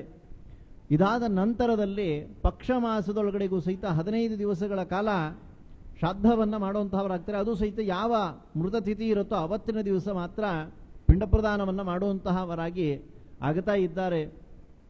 5 ಯಜ್ಞವನ್ನು ತಾನು ಅನುಷ್ಠಾನವನ್ನು ಮಾಡತಕ್ಕಂತಹವನಾಗಿ ಆಗಬೇಕಂತೆ ಪ್ರತಿನಿತ್ಯದಲ್ಲಿ. ಅದನ್ನು ಇನ್ನೊಂದು ಪುರಾಣದಲ್ಲಿ ವರ್ಣನೆಯನ್ನು ಮಾಡುವಂತಹವರಾಗಿ ಆಗ್ತಾ ಇದ್ದಾರೆ. ಭೂತಯಜ್ಞ, ಪಿತೃಯಜ್ಞ, ದೇವಯಜ್ಞ, ಮನುಷ್ಯಯಜ್ಞ, ಬ್ರಹ್ಮಯಜ್ಞ ಎಂಬುದಾಗಿ 5 ಮಹಾಯಜ್ಞದಿಂದ ಯುಕ್ತವಾಗಿರತಕ್ಕಂತಹದ್ದು. ಇದನ್ನು ಪ್ರತಿನಿತ್ಯದಲ್ಲಿಯೂ ಸಹಿತ ಮಾಡತಕ್ಕಂತಹವನಾಗಿ ಆಗಬೇಕಂತೆ. ಅಥವಾ ದೇವ ಋಷಿ ಆಚಾರ್ಯರ ಗೋಬ್ರಾಹ್ಮಣರ ಒಂದು ಸೇವೆಯನ್ನಾದರೂ ಸಹಿತ ಮಾಡತಕ್ಕಂತಹವನಾಗಿ ಆಗಬೇಕು. ಅದನ್ನು ಸಹಿತ ವರ್ಣನೆಯನ್ನು ಮಾಡುವಂತಹವರಾಗಿ ಆಗ್ತಾ ಇದ್ದಾರೆ. ಆ ಸಂದರ್ಭದಲ್ಲಿ ಯಾವ ಸೂರ್ಯದೇವರನ್ನ ಸಾರಥಿಯಾಗಿರ್ತಕ್ಕಂತಹ ಅರುಣ ಎಂಬತಕ್ಕಂತಹ ಅವರು ಪ್ರಶ್ನೆಯನ್ನು ಮಾಡ್ತಾ ಇದ್ದಾರೆ. ಎಷ್ಟು ಪ್ರಕಾರವಾಗಿರತಕ್ಕಂತಹ ಶ್ರಾದ್ದ ಎಂಬಂತಹದ್ದು ಉಂಟು, ಅದನ್ನೆಲ್ಲ ವರ್ಣನೆಯನ್ನು ಮಾಡಬೇಕು ಅಂತ ಹೇಳಿ ಕೇಳ್ತಾ ಇದ್ದಾರೆ. ಆಗ ಸೂರ್ಯದೇವರು ಹೇಳ್ತಾ ಇದ್ದಾರೆ, 12 ಪ್ರಕಾರವಾಗಿರತಕ್ಕಂಥ ಶ್ರಾದ್ದ ಉಂಟು ಅಂತ ಹೇಳ್ತಾ ಇದ್ದಾರೆ. ಸದ್ಯ ವರ್ಷಕ್ಕೆ 1 ಮಾಡಿಕೊಂಡು ಹೋದರೆ ಸಾಕಾಗಿದೆ, 12 ಹೇಳಿದ್ರೆ ಎಲ್ಲಿ ಮಾಡಲಿಕ್ಕಾಗತ್ತೆ ಅಂತ ಹೇಳಿ ಯಾರೂ ಸಹಿತ ಹೆದರ್ಲಿಕ್ಕೆ ಹೋಗಬಾರದು. ಅಟ್ಲೀಸ್ಟ್ ತಿಳ್ಕೊಂಡಿರಬೇಕು ಅಂತ ಹೇಳ್ತಾ ಇದ್ದಾರೆ. ಯಾವಾಗ ಆಗತ್ತೋ ಆವಾಗ ಅನುಷ್ಠಾನವನ್ನು ಮಾಡುವಂತಹವರಾಗಿ ಆಗಬೇಕು. ಅದರಲ್ಲಿ ಒಟ್ಟು ಎಷ್ಟು ಪ್ರಕಾರ ಅಂತಂದರೆ 12 ಅಂತ ಹೇಳ್ತಾ ಅದನ್ನು ವರ್ಣನೆಯನ್ನು ಮಾಡ್ತಾ ಇದ್ದಾರೆ. ನಿತ್ಯ ಶ್ರಾದ್ದ, ನೈಮಿತ್ತಿಕ ಶ್ರಾದ್ದ, ಕಾಮ್ಯ ಶ್ರಾದ್ದ, ವೃದ್ಧಿ ಶ್ರಾದ್ದ, ಸಪಿಂಡದಾನ ಶ್ರಾದ್ದ, ಸಾಂವತ್ಸರಿಕ ಅಥವಾ ಪಾರ್ವಾಣ ಶ್ರಾದ್ದ, ಶುದ್ಧ್ಯರ್ಥ ಶ್ರಾದ್ದ, ಗೋಷ್ಠ ಶ್ರಾದ್ದ, ಕರ್ಮಾಂಗ ಶ್ರಾದ್ದ, ವೈದಿಕ ಶ್ರಾದ್ದ, ಯತ್ನಾರ್ಥ ಶ್ರಾದ್ದ, ಔಪಚಾರಿಕ ಶ್ರಾದ್ದ ಅಂತ ಹೇಳಿ 12 ಪ್ರಕಾರವಾಗಿ ಇರತಕ್ಕಂತಹದ್ದು. ಸಾಂವತ್ಸರಿಕ ಶ್ರಾದ್ದ ಅಥವಾ ಪಾರ್ವಾಣ ಶ್ರಾದ್ದ ಎಂಬತಕ್ಕಂಥದ್ದನ್ನು ಪ್ರತಿ ವರ್ಷದಲ್ಲಿಯೂ ಸಹಿತ ಮಾಡುವಂತಹವರಾಗಿ ಆಗುತ್ತಾರೆ. ಇನ್ನು ಬೇರೆ ಬೇರೆ ದಿವಸದಲ್ಲಿ ಮಾಡತಕ್ಕಂತಹ ಒಂದು ವಿಷಯಗಳನ್ನು ಸಹಿತ ಆ ಪುರಾಣದಲ್ಲಿ ವರ್ಣನೆಯನ್ನು ಮಾಡುವಂತಹವರಾಗಿ ಆಗುತ್ತಾ ಇದ್ದಾರೆ. ಪ್ರತಿನಿತ್ಯದಲ್ಲಿಯೂ ಸಹಿತ ಶ್ರಾದ್ದ ಎಂಬತಕ್ಕಂತಹದ್ದನ್ನು ಮಾಡುವಂತಹವರಾಗಿ ಆಗಬೇಕಂತೆ. ಅದಕ್ಕೆ ನಿತ್ಯ ಶ್ರಾದ್ದ ಅಂತ ಹೇಳಿ ಕರೀತಾ ಇದ್ದಾರೆ. ನಿತ್ಯದಲ್ಲಿಯೂ ಸಹಿತ ಪಿಂಡ ಪ್ರದಾನವನ್ನು ಮಾಡಲಿಕ್ಕಾಗತ್ತಾ? ಆಗೋದಿಲ್ಲ. ಬಹಳ ಬುದ್ಧಿವಂತರು ನಮ್ಮ ಭಗವಂತ ಅದಕ್ಕೋಸ್ಕರವಾಗಿನೇ ಒಂದು ನಿಯಮನವನ್ನು ಮಾಡುವಂತಹವರಾಗಿ ಆಗುತ್ತಾ ಇದ್ದಾರೆ. ಪ್ರತಿನಿತ್ಯ ಪಿಂಡ ಪ್ರದಾನವನ್ನು ಮಾಡಲಿಕ್ಕಾಗಲ್ಲ ತಾನೇ, ಅದಕ್ಕೋಸ್ಕರ ತರ್ಪಣವನ್ನಾದರೂ ಸಹಿತ ಕೊಡಿ ಅಂತ ಹೇಳ್ತಾ ಇದ್ದಾರೆ. ಅದಕ್ಕೋಸ್ಕರ ಬ್ರಹ್ಮಯಜ್ಞ ಎಂಬತಕ್ಕಂತಹದ್ದನ್ನು ನಿಯಮನವನ್ನು ಮಾಡುವಂತಹವರಾಗಿ ಆಗುತ್ತಾ ಇದ್ದಾರೆ. ಪ್ರತಿನಿತ್ಯದಲ್ಲಿಯೂ ಸಹಿತ ಯಾವ 4 ವೇದಗಳನ್ನು, ವೇದ ಅಂಗಗಳನ್ನು, ಮಹಾಭಾರತಾದಿಗಳನ್ನೆಲ್ಲವನ್ನೂ ಸಹಿತ ಉಚ್ಚಾರಣೆ ಎಂಬತಕ್ಕಂತಹದ್ದನ್ನು ಮಾಡ್ತಾ ದೇವ ಋಷಿ ಆಚಾರ್ಯ ಪಿತೃಗಳನ್ನು ಅಂದರೆ ಅಧಿಕಾರಿಗಳಾಗಿರತಕ್ಕಂತಹ ಅವರು ಪಿತೃಗಳ ತರ್ಪಣ ಎಂಬತಕ್ಕಂತಹದ್ದನ್ನು ಕೊಟ್ಟ ಸಂದರ್ಭದೊಳಗಡೆಗೆ ಅವರಿಗೆ ಶ್ರಾದ್ದ ಮಾಡಿದಂತೆ ಆಗತ್ತಂತೆ. ಆದ್ದರಿಂದ ಆ ಬ್ರಹ್ಮಯಜ್ಞವನ್ನು ಪ್ರತಿನಿತ್ಯದಲ್ಲೂ ಸಹಿತ ಮಾಡತಕ್ಕಂತಹವರಾಗಿ ಆಗಬೇಕು. ಏಕಾದಶಿಯ ದಿವಸ, ಕೃಷ್ಣಾಷ್ಟಮಿಯ ದಿವಸ ಬಿಟ್ಟು ಗ್ರಹಣದಲ್ಲಿಯೂ ಸಹಿತ ಕಾಲವನ್ನು ನೋಡಿ ಮಾಡತಕ್ಕಂತಹವರಾಗಿ ಆಗಬೇಕು ಅಂತ ಹೇಳ್ತಾ ಇದ್ದಾರೆ. ಈ ಪ್ರಕಾರವಾಗಿ ನಿತ್ಯ ಶ್ರಾದ್ದ ಎಂಬುದಾಗಿ ಅದು ಕರೆಸಿಕೊಳ್ಳತಕ್ಕಂಥದ್ದಾಗಿ ಆಗ್ತಾ ಇದೆ. ಎರಡನೆಯದು ಏಕೋದ್ದಿಷ್ಟ ಶ್ರಾದ್ದ ಎಂಬತಕ್ಕಂಥದ್ದು ನೈಮಿತ್ತಿಕ ಶ್ರಾದ್ದ ಅಂತ ಹೇಳ್ತಾ ಇದ್ದಾರೆ. ಇನ್ನು ಈ ಏಕೋದಿಷ್ಟ ಎಂಬತಕ್ಕಂಥದ್ದು ಮೃತನ 11ನೆಯ ದಿವಸ ಮಾಡತಕ್ಕಂಥದ್ದು, ಅಂದರೆ ಧರ್ಮೋದಕದ ಮಾರನೇ ದಿವಸ ಮಾಡತಕ್ಕಂಥದ್ದು. ಅದಕ್ಕೆ ನೈಮಿತ್ತಿಕ ಶ್ರಾದ್ದ ಅಂತ ಹೇಳಿ ಕರೀತಾ ಇದ್ದಾರೆ. ಇನ್ನು ಇಷ್ಟಾರ್ಥ ಸಿದ್ಧಿಗೋಸ್ಕರವಾಗಿನೇ ಶ್ರಾದ್ದವನ್ನು ಮಾಡತಕ್ಕಂತಹದ್ದು ಉಂಟಂತೆ. ಅವನು ಏನೇ ಒಂದು ಅಪೇಕ್ಷೆಯನ್ನು ಇಟ್ಟುಕೊಂಡು ಪಿತೃಗಳ ನಿಮಿತ್ತವನ್ನು ಮಾಡಿಕೊಂಡು ಪಿಂಡ ಪ್ರದಾನವನ್ನು ಮಾಡಿಬಿಟ್ರೆ ಅದು ಸಿದ್ಧಿಯಾಗುತ್ತಾ ಇದೆಯಂತೆ. ಅದೆಲ್ಲ ಇದೆಯಾ ಉಂಟಂತ ಹೇಳಿದ್ರೆ ಪುರಾಣದಲ್ಲಿಯೇ ವರ್ಣನೆಯನ್ನು ಮಾಡ್ತಾ ಇದ್ದಾರೆ. ಯಾರಿಗಾದರೂ ಸಹಿತ ಮಕ್ಕಳಾಗದರೆ ಇದ್ರೆ ಹರಿವಂಶ ಇತ್ಯಾದಿಗಳನ್ನೆಲ್ಲ ಶ್ರವಣವನ್ನು ಮಾಡಬೇಕಂತೆ. ಆಗಲೂ ಸಹಿತ ಆಗಿದ್ರೆ ಹಾಗೆ ಆಗತ್ತೆ, ಆಗಲ್ಲ ಅಂತ ಹೇಳಿ ಸಂಶಯವನ್ನು ಪಡಲಿಕ್ಕೆ ಹೋಗಬಾರದು. ಇದರ ಜೊತೆ ಒಳಗಡೆಗೆ ಒಂದು ಕಾರ್ಯವನ್ನು ಮಾಡಬೇಕು ಅಂತ ಹೇಳ್ತಾ ಇದ್ದಾರೆ. ಈಗ ಹಿಂದೆ ಹೇಳಿದ್ರಲ್ಲ, ಇಷ್ಟ ಶ್ರಾದ್ದ ಎಂಬತಕ್ಕಂತಹದ್ದನ್ನು ಕಾಮ್ಯಶ್ರಾದ್ದ ಎಂಬತಕ್ಕಂಥದ್ದನ್ನು ಮಾಡಿ ಪಿತಾಮಹನ ಪಿಂಡವನ್ನ ಅತಿ ಸಣ್ಣಗೆ ಇಡಬೇಕಂತೆ. ಯಾವ ಯಾವ ಕಾಲದೊಳಗಡೆಗೆ ಎಷ್ಟೆಷ್ಟು ಗಾತ್ರದ ಪಿಂಡವನ್ನ ಇಡಬೇಕು ಅಂತ ಹೇಳಿ ತಿಳ್ಕೋಬೇಕು ಮೊದಲು. ಅಂದರೆ ಕಾಲಶ್ರಾದ್ದ ಇತ್ಯಾದಿಗಳಲ್ಲಿ ಪಿಂಡ ಪ್ರದಾನವನ್ನ ಮಾಡ್ತಾರಲ್ಲ, ಅದು ಎಷ್ಟಿರಬೇಕು ಅಂತ ಹೇಳಿದ್ರೆ ಅಂಡ ಪ್ರಮಾಣದಲ್ಲಿ ಅಂತ ಹೇಳ್ತಾ ಇದ್ದಾರೆ. ಅಲ್ಲೇ ಕೋಳೆ ಮೊಟ್ಟೆಯ ಒಂದು ಗಾತ್ರ ಅಷ್ಟು ದಪ್ಪ ಇದ್ರೆ ಸಾಕು ಅಂತ ಹೇಳ್ತಾ ಇದ್ದಾರೆ. ಬೇರೆ ಇನ್ನ ಪಕ್ಷ ಇತ್ಯಾದಿಗಳಲ್ಲಿ ಅಥವಾ ತೀರ್ಥ ಶ್ರಾದ್ದವನ್ನ ಮಾಡುವಂತ ಸಂದರ್ಭದೊಳಗಡೆಗೆ ಆಮಲಕ ಗಾತ್ರ ಅಂದ್ರೆ ಬೆಟ್ಟದ ನಲ್ಲಿಕಾಯಿ ಇದೆಯಲ್ಲ, ಅಷ್ಟು ಗಾತ್ರದಲ್ಲಿ ಇಟ್ಟರೆ ಸಾಕು ಅಂತ ಹೇಳ್ತಾ ಇದ್ದಾರೆ. ಕೆಲವರು ಇಷ್ಟು ದಪ್ಪ ಕಟ್ಟಿರ್ತಾರೆ. ಅಲ್ಲ, ನಮ್ಮ ಎಲ್ಲ ಬದುಕಿರುವಂತ ಕಾಲದೊಳಗಡೆಗೆ ಒಂದ್ ಸೇರ್ ಅನ್ನ ತಿಂತಿದ್ರು, ಅದಕ್ಕೋಸ್ಕರ ಇವಾಗ ಇಷ್ಟು ದಪ್ಪ ಇಡ್ತೀವಿ ಅಂತ ಹೇಳಿ ಯಾರೂ ಸಹಿತ ಇಡ್ಲಿಕ್ಕೆ ಹೋಗಬಾರದು. ಅದಕ್ಕೆ ಒಂದು ವಿಧಿ ಎಂಬತಕ್ಕಂತಹದ್ದು ಉಂಟು. ಹಾಗೆ ಇಲ್ಲಿ ತಿಳಿಸ್ತಾ ಇದ್ದಾರೆ, ಆ ಪಿತಾಮಹ ಪ್ರಪಿತಾಮಹನ ಪಿಂಡ ಪ್ರದಾನವನ್ನ ಮಾಡಿದಾಗ ಪಿತಾಮಹನ ಪಿಂಡವನ್ನ ಸಣ್ಣದಾಗಿ ಇಡತಕ್ಕಂತಹವರಾಗಿ ಆ ಪಿತುವಿಗೆ ಪಿತಾಮಹ ಪ್ರಪಿತಾಮಹರಿಗೆ ಎಲ್ಲರಿಗೂ ಸಹಿತ ಗಂಧವನ್ನ ಕೊಟ್ಟು ತೀರ್ಥ ಇತ್ಯಾದಿಗಳನ್ನೆಲ್ಲ ಕೊಟ್ಟು ಎಲ್ಲ ಆದ ನಂತರದೊಳಗಡೆಗೆ ಆ ಮಧ್ಯದ ಪಿಂಡ ಎಂಬತಕ್ಕಂಥದ್ದನ್ನ ಸೊಸೆಯ ಕೈಯಲ್ಲಿ ಹಾಕಬೇಕಂತೆ. ಅದನ್ನು ಸ್ವೀಕಾರವನ್ನ ಮಾಡಿದ್ರೆ ನಿಯಮೇನ ವಂಶ ಅಭಿವೃದ್ಧಿ ಎಂಬತಕ್ಕಂಥದ್ದಾಗತ್ತೆ ಅಂತ ಹೇಳಿ ಪುರಾಣಾಂತರದಲ್ಲಿ ವರ್ಣನೆಯನ್ನ ಮಾಡ್ತಾ ಇದ್ದಾರೆ. ಅಂದ್ರೆ ಅವರವರ ಅಭಿಷ್ಟಗಳು ಏನೇನಿದ್ದಾವೋ ಅದೆಲ್ಲವೂ ಸಹಿತ ಪೂರ್ಣವಾಗುತ್ತಾ ಇದೆ. ಇದಕ್ಕೆ ಕಾಮ್ಯಶ್ರಾದ್ದ ಅಂತ ಹೇಳಿ ಕರೆಸಿಕೊಳ್ತಾ ಇದೆ. ಇದು 3 ಪ್ರಕಾರವಾಗಿರತಕ್ಕಂತಹದ್ದು. ವಿವಾಹ ಮತ್ತೆ ಉಪನಯನಾದಿಗಳನ್ನು ನಡೆಸುವಂತಹ ಕಾಲದೊಳಗಡೆಗೂ ಸಹಿತ ಶ್ರಾದ್ದವನ್ನ ಮಾಡಬೇಕಂತೆ. ಏನ್ರಿ ಅವಾಗ ಯಾರ್ರಿ ಮಾಡ್ತಾರೆ ಎಂಬಂತ ಹೇಳಿದ್ರೆ ಅದಕ್ಕೆ ನಾಂದಿ ಶ್ರಾದ್ದ ಅಂತ ಹೇಳಿ ಕರೆಸಿಕೊಳ್ತಾ ಇದ್ದಾರೆ.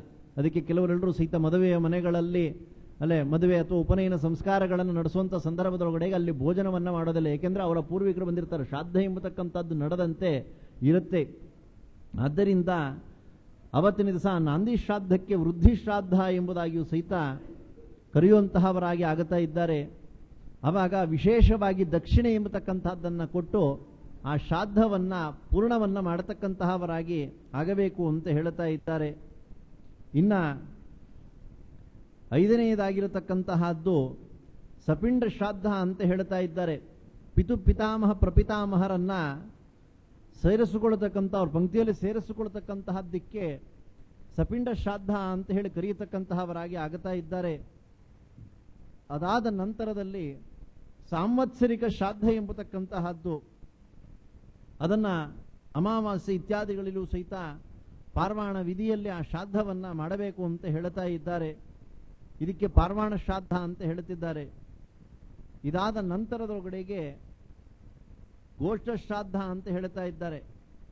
ಗೋವುಗಳಿಗೋಸ್ಕರವಾಗಿನೇ ಶ್ರಾದ್ದವನ್ನ ಮಾಡತಕ್ಕಂಥದ್ದು. ಅಂದ್ರೆ ಯಾವುದೋ ಒಂದು ಗೋ ಹೊಟ್ಟೋಯ್ತಲ್ಲ ಅದಕ್ಕೋಸ್ಕರ ಅಂತ ಹೇಳ್ತು ಅಂದ್ರೆ ಎಲ್ಲ ಪ್ರಾಣಿಗಳು ಸಹಿತ ಸುಖವಾಗಿರ್ಲಿ ಮಾಡ್ತಾ ಮಾಡುವಂತಹದ್ದು. ಇದಾದ ನಂತರದೊಳಗಡೆಗೆ ಶುದ್ಧ್ಯರ್ಥ ಶ್ರಾದ್ದ ಅಂತ ಹೇಳ್ತಾ ಇದ್ದಾರೆ. ಪಿತೃ ಇತ್ಯಾದಿಗಳನ್ನ ಸಂತೋಷವನ್ನ ಪಡಿಸ್ಲಿಕ್ಕೋಸ್ಕರವಾಗಿನೇ ಅನೇಕ ರೀತಿಯಾಗಿರತಕ್ಕಂತಹ ಬ್ರಾಹ್ಮಣರನ್ನ ಕರೆದು ಭೋಜನವನ್ನ ಮಾಡಿಸ್ತಕ್ಕಂಥದ್ದು. ಅವಾಗ ಪಿಂಡ ಪ್ರದಾನ ಎಂಬತಕ್ಕಂಥದ್ದಿಲ್ಲ, ಪಿತೃಗಳ ನಿಮಿತ್ತಕವಾಗಿ ಭೋಜನವನ್ನ ಮಾಡಿಸ್ತಕ್ಕಂತಹದ್ದು. ಅದಕ್ಕೂ ಸಹಿತ ಶುದ್ಧರ್ಥ ಶ್ರಾದ್ದ ಅಂತ ಹೇಳಿ ಕರೆಯುವಂತಹವರಾಗಿ ಆಗುತ್ತಾ ಇದ್ದಾರೆ. ಮತ್ತೆ ಕರ್ಮಾಂಗ ಶ್ರಾದ್ದ ಅಂತ ಹೇಳ್ತಾ ಇದ್ದಾರೆ. ಸೋಮಯಾಗ ಸೀಮಂತಾದಿ ಯಾಗಗಳನ್ನ ಮಾಡತಕ್ಕಂತಹ ಸಂದರ್ಭದೊಳಗಡೆಗೆ ಆ ಒಂದು ಕರ್ಮಾಂಗ ಶ್ರಾದ್ದ ಎಂಬತಕ್ಕಂತಹದ್ದನ್ನ ಅವನು ನೆರವೇರಿಸತಕ್ಕಂತಹವನಾಗಿ ಆಗಬೇಕಂತೆ. ದೇಶಾಂತರಕ್ಕೆ ಹೋದಂತಹ ಸಂದರ್ಭದೊಳಗಡೆಗೆ ಸಪ್ತಮ್ಯಾದಿ ತಿಥಿಗಳು ಯುಕ್ತವಾದಂತಹ ಸಂದರ್ಭದೊಳಗಡೆಗೆ ಆಜ್ಯದಿಂದ ಶ್ರಾದ್ದ ಎಂಬತಕ್ಕಂತಹದ್ದನ್ನ ಮಾಡಬೇಕಂತೆ. ಅದಕ್ಕೆ ಯತ್ನ ಶ್ರಾದ್ದ ಅಂತ ಹೇಳಿ ಕರೆಯತಕ್ಕಂತಹವರಾಗಿ ಆಗುತ್ತಾ ಇದ್ದಾರೆ. ಶರೀರ ವೃದ್ಧಿಗೋಸ್ಕರವಾಗಿ ಅವನ ಒಂದು ಸಂಪತ್ತು ಅಭಿವೃದ್ಧಿ ಆಗೋದಕ್ಕೋಸ್ಕರವಾಗಿನೇ ಒಂದು ಶ್ರಾದ್ದವನ್ನ ಮಾಡಬೇಕಂತೆ. ಅದಕ್ಕೆ ಔಪಚಾರಿಕ ಶ್ರಾದ್ದ ಅಂತ ಹೇಳಿ ಕರೆಯುವಂತಹವರಾಗಿ ಆಗುತ್ತಾ ಇದ್ದಾರೆ. ಇದರಲ್ಲಿ ಎಲ್ಲದಕ್ಕೂ ಸಹಿತ ಶ್ರೇಷ್ಠವಾಗಿರತಕ್ಕಂತಹದ್ದು ಸಾಂವತ್ಸರಿಕ ಶ್ರಾದ್ದ ಅಂತ ಹೇಳ್ತಾ ಇದ್ದಾರೆ. ಈ ಶ್ರಾದ್ದವನ್ನ ಯಾವ ಕಾಲದಲ್ಲೂ ಸಹಿತ ಬಿಡಲಿಕ್ಕೆ ಹೋಗಬಾರದು ಅಂತ ಹೇಳಿ ತಿಳಿಸುತ್ತಾ ಇದ್ದಾರೆ. ಬಿಟ್ರೆ ಮಹಾಪಾಪ ಎಂಬತಕ್ಕಂಥದ್ದು ಬರ್ತಾ ಇದೆ. ಅದಕ್ಕೋಸ್ಕರ ಆ ಮಾತಾ ಪಿತೃಗಳ ಶ್ರಾದ್ದ ಯಾವತ್ತು ಬರುತ್ತೆ ಅಂತ ಹೇಳಿ ಅದನ್ನು ಸರಿಯಾದ ರೀತಿಯಲ್ಲಿ ತಿಳ್ಕೊಳ್ತಕ್ಕಂತಹವನಾಗಿ ಆಗಬೇಕು. ಬೇರೆ ಬೇರೆ ದಿವಸಗಳನ್ನೆಲ್ಲ ಜ್ಞಾಪಕ ಇಟ್ಕೊಂಡಿರ್ತಾರೆ. ಅಲ್ಲೇ ಮಾತಾಪಿತೃಗಳ ಒಂದು ದಿವಸವನ್ನ ಜ್ಞಾಪಕ ಇಟ್ಟುಕೊಳ್ಳೋದಿಲ್ಲ, ಅಂತಹ ಒಂದು ಸ್ಥಿತಿ ಬಂದು ಬಿಡುತ್ತೆ. ಹಾಗೆಂದಿಗೂ ಸಹಿತ ಮಾಡಲಿಕ್ಕೆ ಹೋಗಬಾರದು ಅಂತ ಹೇಳ್ತಾ ಇದ್ದಾರೆ. ಇನ್ನು ಮಾತೃಶ್ರಾದ್ದದ ವಿಷಯ ಎಂಬತಕ್ಕಂತಹದ್ದು, ಅದನ್ನು ಯಾವ ಪ್ರಕಾರವಾಗಿ ಮಾಡುವಂತಹವರಾಗಿ ಆಗಬೇಕು ಅದರ ವಿಷಯವನ್ನು ಸಹಿತ ಹೇಳ್ತಾ ಇದ್ದಾರೆ. ಆ ಶ್ರಾದ್ದಕ್ಕೆ ಉಪಯೋಗಿಸತಕ್ಕಂತಹ ಒಂದು ಹಣ ಯಾವ ರೀತಿಯಲ್ಲಿ ಇರಬೇಕು ಅಂದ್ರೆ ಪರಿಶುದ್ಧವಾಗಿ ಇರಬೇಕು ಅಂತ ಹೇಳ್ತಾ ಇದ್ದಾರೆ. ಪರಿಶುದ್ಧ ಅಂತ ಹೇಳ್ತಂದ್ರೆ ನಾವು ರಿಸರ್ವ್ ಬ್ಯಾಂಕ್ ಹೋಗಿ ಹೊಸ ಹೊಸ ನೋಟ್ಗಳು ತಗೊಂಡ್ಬರ್ತೀವಿ ಆಚಾರ್ಯ, ಅದೆಲ್ಲ ಅಲ್ಲ ಹೇಳ್ತಾ ಇರತಕ್ಕಂತಹದ್ದು. ಕೆಟ್ಟ ಕಾರ್ಯವನ್ನ ಮಾಡಿ ಎಂದಿಗೂ ಸಹಿತ ಆ ಹಣವನ್ನ ಸಂಪಾದನೆಯನ್ನ ಮಾಡಬಾರದು ಅಂತ ಹೇಳ್ತಾ ಇದ್ದಾರೆ. ವೇದ ವಿಕ್ರಯ ನಿರ್ದಿಷ್ಟಂ ಸ್ತ್ರೀಯಾಂಚ, ವೇದವನ್ನ ವಿಕ್ರಯವನ್ನ ಮಾಡಿಕೊಂಡಿರತಕ್ಕಂತಹ ಒಂದು ಹಣ, ಸ್ತ್ರೀಯರಿಂದ ಬಂದಿರತಕ್ಕಂತಹ ಹಣ ಮತ್ತೆ ಇತರರಿಂದ ಕೊಡಲ್ಪಟ್ಟಿರತಕ್ಕಂತಹ ಒಂದು ಹಣವನ್ನ ಎಂದಿಗೂ ಸಹಿತ ಉಪಯೋಗಿಸಲಿಕ್ಕೆ ಹೋಗಬಾರದು ಅಂತ ಹೇಳ್ತಾ ಇದ್ದಾರೆ. ಹಾಗೇನಾದರೂ ಸಹಿತ ಉಪಯೋಗಿಸಿದಂತಹ ಸಂದರ್ಭದೊಳಗಡೆಗೆ ಆ ಶ್ರಾದ್ದ ಎಂಬತಕ್ಕಂತಹದ್ದನ್ನ ಅವರ ಪೂರ್ವಿಕರು ಸ್ವೀಕಾರವನ್ನ ಮಾಡೋದಿಲ್ಲ ಅಂತ ಹೇಳ್ತಾ ಇದ್ದಾರೆ. ಅದಕ್ಕೋಸ್ಕರ ಆ ಸಂಪತ್ತಲ್ಲಿ ಯಾವುದು ಉತ್ತಮ, ಮಧ್ಯಮ, ಅಧಮ ಇತ್ಯಾದಿಗಳನ್ನೆಲ್ಲವನ್ನು ಸಹಿತ ಮಹಾಭಾರತ ಇತ್ಯಾದಿಗಳಲ್ಲಿ ವರ್ಣನೆಯನ್ನ ಮಾಡ್ತಾ ಇದ್ದಾರೆ. ಉತ್ತಮಂ ಸ್ವಯಾರ್ಜಿತಂ, ತಾನು ಕಷ್ಟಪಟ್ಟು ಸಂಪಾದನೆಯನ್ನು ಮಾಡತಕ್ಕಂತಹ ಒಂದು ಹಣ ಇದೆಯಲ್ಲ ಅದು ಉತ್ತಮವಾಗಿರತಕ್ಕಂಥದ್ದಂತೆ. ಮಧ್ಯಮಂ ಪಿತ್ರಾರ್ಜಿತಂ, ತಂದೆ ಏನು ಸಂಪತ್ತನ್ನ ಇಟ್ಟು ಹೋಗಿರ್ತಾನಲ್ಲ ಅದೆಲ್ಲವೂ ಸಹಿತ ಮಧ್ಯಮ ಅಂತ ಹೇಳಿ ಕರೆಸಿಕೊಳ್ತಾ ಇದೆ. ಗರುಡ ಪುರಾಣದಲ್ಲಿ ವರ್ಣನೆಯನ್ನ ಮಾಡ್ತಾರೆ. ತಂದೆ ಗತಿಸಿದ ನಂತರದೊಳಗಡೆಗೆ ಅವನ ಶ್ರಾದ್ದವನ್ನ ಅಂದ್ರೆ ವರ್ಷದ ಶ್ರಾದ್ದ ಇತ್ಯಾದಿಗಳನ್ನ ಮಾಡುವಂತ ಸಂದರ್ಭದೊಳಗಡೆಗೆ ತಂದೆ ಎಷ್ಟೆಷ್ಟು ಸಂಪತ್ತನ್ನ ಇಟ್ಟಿದ್ನೋ ಅದಷ್ಟನ್ನು ಸಹಿತ ದಾನವನ್ನ ಮಾಡಬೇಕಂತೆ. ಇದೇನಾದ್ರೂ ಹೇಳಿಬಿಟ್ರೆ ಅಲ್ವೇ ಅದ್ ನಡೆಸಕ್ಕಾಗತ್ತಾ ಅಂತ ಹೇಳ್ತಂದ್ರೆ ಅಲ್ವೇ ತತ್ರಾಪಿ ಬೆಂಗಳೂರಿನಂತ ಕಡೆಯಲ್ಲಿ ಮನೆ ಕಟ್ಟಿದ್ದಾರೆ ನಮ್ಮಪ್ಪ, ಅದನ್ನ ಕೊಡ್ಲಿಕ್ಕಾಗತ್ತ, ಬೇರೆ ಎಲ್ಲೋ ಬೇಕಾಚಾರ ಅಂತ ಕೇಳಿಬಿಡ್ತಾರೆ. ಬಹಳ ಸಮಸ್ಯೆಯಿಂದ ಯುಕ್ತವಾದಂತಹದ್ದು. ಆದಷ್ಟು ಸಹಿತ ದಾನವನ್ನ ಮಾಡಬೇಕು ಅಂತ ಹೇಳ್ತಾ ಇದ್ದಾರೆ. ಹಾಗೆ ಉತ್ತಮಂ ಸ್ವಯಾರ್ಜಿತಂ, ತಾನು ಸಂಪಾದನೆ ಮಾಡಿರತಕ್ಕಂಥದ್ದು ಉತ್ತಮ ಅಂತ ಹೇಳ್ತಾ ಇದ್ದಾರೆ. ಮಧ್ಯಮಂ ಪಿತ್ರಾರ್ಜಿತಂ, ಆ ಪಿತ್ರಾರ್ಜಿತವಾಗಿರತಕ್ಕಂತಹ ಸಂಪತ್ತಿದೆಯಲ್ಲ ಅದು ಸಹಿತ ಮಧ್ಯಮ ಅಂತ ಹೇಳ್ತಾ ಇದ್ದಾರೆ. ಅಧಮಂ ಭ್ರಾತೃವಿತ್ತಂಚ, ಅಣ್ಣ ತಮ್ಮಂದರ ಒಂದು ಹಣ ಎಂಬತಕ್ಕಂಥದ್ದು ಇದೆಯಲ್ಲ ಅದು ಸಹಿತ ಮಧ್ಯಮ ಅಧಮ ಅಂತ ಹೇಳಿ ಕರೀತಾ ಇದ್ದಾರೆ. ಹಾಗನ್ಬಿಟ್ಟು 5-6 ಜನ ಅಣ್ಣ ತಮ್ಮಂದರು ಇರ್ತಾರೆ, ಅವರು ಶ್ರಾದ್ದವನ್ನ ಮಾಡಬೇಕು, ಎಲ್ಲರೂ ಒಟ್ಟಿಗೆ ಮಾಡ್ತಾ ಇರ್ತಾರೆ. ಅದರಿಂದ ಬೇರೆಯವ್ರದ್ದು ಯಾರು ತಗೊಳ್ಳಲ್ಲ ಅಂತ ಹೇಳಿಕೋಬಾರ್ದು. ಶ್ರಾದ್ದ ಎಂಬತಕ್ಕಂಥದ್ದನ್ನು ಮಾಡುವಾಗ ಅದನ್ನು ಸ್ವೀಕಾರವನ್ನ ಮಾಡಬಹುದು. ಬೇರೆ ಸಂದರ್ಭದೊಳಗಡೆಗೆ ಅಣ್ಣ ತಮ್ಮಂದರನ್ನ ಯಾವ ಕಾಲದಲ್ಲೂ ಸಹಿತ ಉಪಜೀವನವನ್ನ ಮಾಡಲಿಕ್ಕೆ ಹೋಗಬಾರದು ಅಂತ ಹೇಳ್ತಾ ಇದ್ದಾರೆ. ಯಾಕೆ ಅಂತಂದ್ರೆ ಯಾಚನಾಂತೇಚ ಗೌರವಂ, ಬೇರೆಯವ್ರ ಹತ್ರಕ್ಕೆ ಏನಾದ್ರೂ ಸಹಿತ ಯಾಚನೆಯನ್ನ ಮಾಡಿಬಿಟ್ವಿ ಅಂತ ಹೇಳಿದ್ರೆ ನಮ್ಮ ಗೌರವ ಎಂಬತಕ್ಕಂಥದ್ದು ಹೊರಟು ಹೋಗಿಬಿಡುತ್ತಂತೆ. ಅದಕ್ಕೋಸ್ಕರ ಯಾರನ್ನು ಯಾಚನೆಯನ್ನ ಮಾಡ್ಲಿಕ್ಕೆ ಹೋಗಬಾರದಂತೆ. ಸ್ತ್ರೀವಿತ್ತಂ ಅಧಮಾಧಮ ಅಂತ ಹೇಳ್ತಾ ಇದ್ದಾರೆ. ಆ ಸ್ತ್ರೀವಿತ್ತ ಎಂಬತಕ್ಕಂಥದ್ದು ಇದೆಯಲ್ಲ ಅಧಮದಲ್ಲಿಯೂ ಸಹಿತ ಅಧಮ ಅಂತ ಹೇಳಿ ತಿಳಿಸ್ತಾ ಇದ್ದಾರೆ. ಆದ್ದರಿಂದ ಯೋಗ್ಯವಾಗಿರತಕ್ಕಂತಹ ಒಂದು ಹಣವನ್ನ ಸಂಪಾದನೆಯನ್ನ ಮಾಡಿ ಹೆಚ್ಚಿಗೆ ಸಾಲ ಎಂಬತಕ್ಕಂತಹದ್ದನ್ನ ಮಾಡದಿರ ಆ ಪಿತೃಗಳ ಕಾರ್ಯ ಎಂಬತಕ್ಕಂತಹದ್ದನ್ನೆಲ್ಲವನ್ನು ಸಹಿತ ಅವನು ನೆರವೇರಿಸತಕ್ಕಂತಹವನಾಗಿ ಆಗಬೇಕು ಅಂತ ಹೇಳ್ತಾ ಇದ್ದಾರೆ. ಆ ವೇದ ಇತ್ಯಾದಿಗಳನ್ನ ವಿಕ್ರಯ ಎಂಬತಕ್ಕಂತಹದ್ದನ್ನ ಮಾಡಿಬಿಟ್ರೆ ಎಷ್ಟು ವೇದದ ಋಕ್ಕುಗಳನ್ನು ಶಬ್ದಗಳನ್ನ ಹೇಳಿದ್ದಾನ ಒಂದೊಂದು ಅಕ್ಷರಕ್ಕೂ ಸಹಿತ ಅನೇಕ ವರ್ಷ ಪರ್ಯಂತವಾಗಿ ನರಕವನ್ನ ಅನುಭವಿಸುವಂತಹವನಾಗಿ ಆಗತಾನಂತೆ. ಪ್ರತಿಯೊಂದು ಅಕ್ಷರಕ್ಕೂ ಸಹಿತ ಒಂದೊಂದು ಭ್ರೂಣ ಹತ್ಯೆಯ ಪಾಪ ಎಂಬತಕ್ಕಂಥದ್ದು ಬರುವಂತಹದ್ದಾಗಿ ಆಗ್ತಾ ಇದೆ. ಆದ್ದರಿಂದ ಆ ವೇದದ ಉಚ್ಚಾರ ಎಂಬತಕ್ಕಂಥದ್ದನ್ನ ಸರಿಯಾದ ರೀತಿಯಲ್ಲಿ ಮಾಡತಕ್ಕಂತಹವರಾಗಬೇಕು. ಸರಿಯಾದ ರೀತಿಯಲ್ಲಿ ವೇದೋಕ್ತವಾಗಿರತಕ್ಕಂಥ ರೀತಿಯಲ್ಲಿನೇ ಆ ಒಂದು ಕರ್ಮಗಳನ್ನೆಲ್ಲವನ್ನು ಸಹಿತ ಮಾಡತಕ್ಕಂತಹವನಾಗಿ ಆಗಬೇಕು ಎಂಬಂತಹ ವಿಷಯವನ್ನೆಲ್ಲವನ್ನು ಸಹಿತ ಅಲ್ಲಿ ವರ್ಣನೆ ಎಂಬತಕ್ಕಂತಹದ್ದನ್ನ ಮಾಡುವಂತಹವರಾಗಿ ಆಗತಾ ಇದ್ದಾರೆ. ಈ ಶ್ರಾದ್ದಕ್ಕೆ ಪ್ರಧಾನವಾಗಿರತಕ್ಕಂತಹವರು ಮಗಳ ಮಗನಾಗಿರತಕ್ಕಂತಹವನು ದೌಹಿತ್ರ ಅಂತ ಹೇಳುತ್ತಾ ಇದ್ದಾರೆ. ಅದರಿಂದ ಅವನು ಸ್ವಲ್ಪ ಯೋಗ್ಯನಾಗಿರತಕ್ಕಂತಹವನಾಯ್ತು ಅಂದ್ರೆ ಶ್ರಾದ್ದಾದಿಗಳಿಗೆ ಅವನನ್ನು ಸಹಿತ ಕೂಡಿಸತಕ್ಕಂತಹವರಾಗಿ ಆಗಬೇಕು. ಅನೇಕ ರೀತಿಯಾಗಿರತಕ್ಕಂಥ ಪದಾರ್ಥಗಳನ್ನ ಆ ವ್ಯಕ್ತಿ ಸಂಪಾದನೆಯನ್ನ ಮಾಡಿ ಯೋಗ್ಯವಾಗಿರತಕ್ಕಂಥ ರೀತಿಯಲ್ಲಿ ಶ್ರಾದ್ದವನ್ನ ಮಾಡಬೇಕು ಅಂತ ಹೇಳಿ ತಿಳಿಸುತ್ತಾ ಇದ್ದಾರೆ. ಇದಾದ ನಂತರದಲ್ಲಿ ಈ ಕಾಮ್ಯ ಶ್ರಾದ್ದದ ವಿಷಯವನ್ನ ಬೇರೆ ಪುರಾಣದಲ್ಲಿ ಒಂದು ರೀತಿಯಲ್ಲಿ ವರ್ಣನೆಯನ್ನು ಮಾಡುವಂತಹವರಾಗಿ ಆಗುತ್ತಾ ಇದ್ದಾರೆ. ತತ್ರಾಪಿ ಆ ಪಕ್ಷ ಮಾಸದೊಳಗಡೆಗೆ ಪಾಡ್ಯದಿಂದ ಪ್ರಾರಂಭ ಮಾಡಿಕೊಂಡು ಚತುರ್ದಶಿಯ ಪರ್ಯಂತವಾಗಿಯೂ ಸಹಿತ ಪಿಂಡ ಪ್ರದಾನಾದಿಗಳನ್ನು ಮಾಡ್ತಾರೆ. ಅಂದರೆ ಪಾಡ್ಯದಿಂದ ಮಧ್ಯಾಷ್ಟಮಿಯವರೆಗೂ ಸಹಿತ ಮಾಡಿ ನವಮಿಯ ದಿವಸ ಯಾವ ಮುತ್ತೈದೆಯರಿಗೋಸ್ಕರವಾಗಿ ಅವಿಧವಾ ನವಮಿ ಎಂಬತಕ್ಕಂಥದ್ದನ್ನು ಅನುಷ್ಠಾನವನ್ನು ಮಾಡಿ ಚತುರ್ದಶಿಯ ದಿವಸ ಘಾತ ಚತುರ್ದಶಿ ಅಂತ ಹೇಳಿ ಕರೆಸಿಕೊಳ್ಳುತ್ತಾ ಇದೆ. ಯಾವ ಯಾವ ದಿವಸ ಆ ಪಕ್ಷವನ್ನು ಅಂದರೆ ಕಾಮ್ಯಶ್ರಾದ್ದವನ್ನು ಮಾಡುವಂತಹವರಾಯಿತು ಅಂದರೆ ಯಾವ ಯಾವ ಫಲ ಎಂಬತಕ್ಕಂಥದ್ದು ಸಿಗುತ್ತಾ ಇದೆ ಎಂಬಂತಹದ್ದನ್ನು ಹೇಳ್ತಾ ಇದ್ದಾರೆ. ಅದನ್ನೊಂದು 2 ನಿಮಿಷದಲ್ಲಿ ಹೇಳಿ ಮುಗಿಸ್ತಕ್ಕಂತಹವನಾಗಿ ಆಗುತ್ತಾ ಇದ್ದೀನಿ. ಪಾಡ್ಯದ ದಿವಸ ಶ್ರಾದ್ದವನ್ನ ಮಾಡಿದ್ರೆ ಅಂದ್ರೆ ಕಾಮ್ಯ ಶ್ರಾದ್ದ, ಏನಾದರೂ ಒಂದು ಅಪೇಕ್ಷೆ ಎಂಬತಕ್ಕಂಥದ್ದನ್ನು ಇಟ್ಟುಕೊಂಡು ಶ್ರಾದ್ದವನ್ನ ಮಾಡಿದ್ರೆ ಯಾವ ಅಪೇಕ್ಷೆಯನ್ನು ಇಟ್ಕೊಂಡಿರ್ಬೇಕು ಅಂತ ಹೇಳಿದ್ರೆ ಸುಂದರಿಯಾಗಿರತಕ್ಕಂತಹ ಒಳ್ಳೆಯ ಶೀಲವನ್ನ ಹೊಂದಿರತಕ್ಕಂತಹ ಕನ್ಯೆಯನ್ನ ಅಪೇಕ್ಷೆ ಪಡತಕ್ಕಂತಹ ವ್ಯಕ್ತಿ ಪಾಡ್ಯದ ದಿವಸ ಶ್ರಾದ್ದವನ್ನ ಮಾಡಬೇಕಂತೆ. ದ್ವಿತೀಯ ದಿವಸದ ಶ್ರಾದ್ದಕ್ಕೆ ಫಲ ಏನು ಅಂತಂದ್ರೆ ಶ್ರೇಷ್ಠವಾಗಿರತಕ್ಕಂತಹವಳು, ಸುಂದರವಾಗಿರತಕ್ಕಂತಹ ಹೆಣ್ಣು, ಹಾಗೆ ಒಳ್ಳೆಯ ಒಂದು ಸ್ವಭಾವವನ್ನು ಹೊಂದಿರತಕ್ಕಂತಹವರು. ತೃತೀಯ ದಿವಸ ಶ್ರಾದ್ದವನ್ನ ಮಾಡಿದಾಗ ವಾಯುವೇಗದಂತೆ ಸಂಚಾರ ಮಾಡತಕ್ಕಂತಹ ಕುದುರೆಗಳನ್ನು ಅವನು ಪಡೀತಾ ಇದ್ದಾನಂತೆ. ಆಚಾರ್ಯ ಈ ಕಾಲದೊಳಗಡೆ ಕುದುರೆಗಳಿದೆಯಾ ಅಂಟಂತೆ ಹೇಳ್ತು ಅಂತಂದ್ರೆ ಅಲ್ಲೇ ಹೇಳಲಿಕ್ಕಾಗಲ್ಲ. ಏನು ದೃಷ್ಟಾಂತ ಕೊಡಬೇಕಾಗತ್ತೆ? ಕಾರುಗಳು ಅಂತಲೇ ದೃಷ್ಟಾಂತ ಕೊಡಬೇಕಾಗತ್ತೆ. ಅಲ್ಲೇ ದಾಸರು ಪದಪ್ರಯೋಗವನ್ನು ಮಾಡಿದ್ದಾರೆ. ಸಾಲು ಸಾಲಾಗಿ ನಿಂತ ಸಾಲೆಮ್ಮೆ ತೊಳೆವರು, ಶಾಲಿಗ್ರಾಮಕ್ಕೆ ನೀರು ಹುಯ್ಯರೋ, ಸುಖ ಬೇಕೆಂಬರೋ ದುಃಖ ಬೇಡೆಂಬರೋ ಮಾಡರೋ ಇದರ ಉಪಾಯಗಳ. ಸಾಲು ಸಾಲಾಗಿ ನಿಂತ ಸಾಲೆಮ್ಮೆ ತೊಳೆವರು. ಅಲ್ಲೇ ಆಗಿನ ಕಾಲದಲ್ಲೆಲ್ಲ ಮನೆಯೊಳಗಡೆಗೆ ಹಸು ಎಮ್ಮೆ ಎಲ್ಲ ಇಟ್ಕೊಂಡಿದ್ರು. ಈಗಿನ ಕಾಲದಲ್ಲಿ ಅದು ಯಾವುದೂ ಇಲ್ಲ. ಅಲ್ಲೇ ಈಗಿನ ಕಾಲಕ್ಕೆ ಏನು ಮಾಡಬೇಕು ಅಂತಂದ್ರೆ ಯಾರೋ ಹೇಳದಂತಹ ಮಾತು. ಅಲ್ಲೇ ಸಾಲು ಸಾಲಾಗಿ ನಿಂತ ಸ್ಯಾಂಟ್ರೋ ಕಾರು ತೊಳೆವರು, ಸಾಲಿಗ್ರಾಮಕ್ಕೆ ನೀರು ಒಯ್ಯರೋ. ಬೇಕು ಕಾರ್ ಚೆನ್ನಾಗಿರಬೇಕು ಅಂತೇಳಿ ಕಾರ್ ತೊಳಿತಾರಂತೆ. ಶಾಲಿಗ್ರಾಮಕ್ಕೆ ಏನಾದರೂ ಸಹಿತ ನೀರು ಹಾಕ್ತಾರೇನೋ ಅಂತಂದ್ರೆ ಅವ್ರು ನೀರು ಹಾಕೋದಿಲ್ಲ. ಹಾಗೆ ತದಿಗೆ ದಿವಸ ಶ್ರಾದ್ದವನ್ನ ಮಾಡಿದರೆ ವಾಯು ವೇಗದಂತೆ ಸಂಚಾರ ಮಾಡತಕ್ಕಂತಹ ಕುದುರೆಗಳು ಪ್ರಾಪ್ತಿಯಾಗತ್ತಂತೆ. ಚತುರ್ಥಿಯ ದಿವಸ ಪಶುಗಳು ಹಾಗೆ ತಾಮ್ರ ಬೆಳ್ಳಿ ಬಂಗಾರದ ಪದಾರ್ಥಗಳೆಲ್ಲವೂ ಸಹಿತ ಸಮೃದ್ಧವಾಗುವಂತಹದ್ದಾಗಿ ಆಗತ್ತಂತೆ. ಪಂಚಮಿಯ ದಿವಸ ಒಳ್ಳೆಯ ಸುಶೀಲನಾಗಿರತಕ್ಕಂತಹ ಯೋಗ್ಯನಾಗಿರತಕ್ಕಂತಹ ಮಗ ವಂಶವನ್ನು ಅಭಿವೃದ್ಧಿಯನ್ನು ಮಾಡತಕ್ಕಂತಹ ಅವನು ಹುಟ್ಟುತ್ತಾನಂತೆ. ಷಷ್ಠಿಯ ದಿವಸ ಪರಲೋಕದ ಪ್ರಾಪ್ತಿಗೋಸ್ಕರವಾಗಿಯೇ ಕಾಮ್ಯಶ್ರಾದ್ದವನ್ನು ಮಾಡುವಂತಹವರಾಗಿ ಆಗಬೇಕಂತೆ.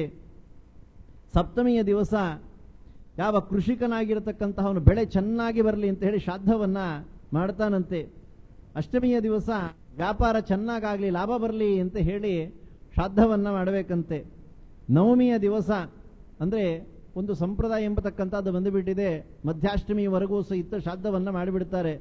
ಉಳಿದಿರತಕ್ಕಂಥ ದಿವಸವನ್ನ ಯಾವ ಮುತ್ತೈದೆಯರಿಗೆ ಇತ್ಯಾದಿಗಳಿಗೆ ಮಾತ್ರ ನಿಯಮನವನ್ನು ಮಾಡತಕ್ಕಂತಹವರಾಗಿ ಆಗುತ್ತಾ ಇದ್ದಾರೆ.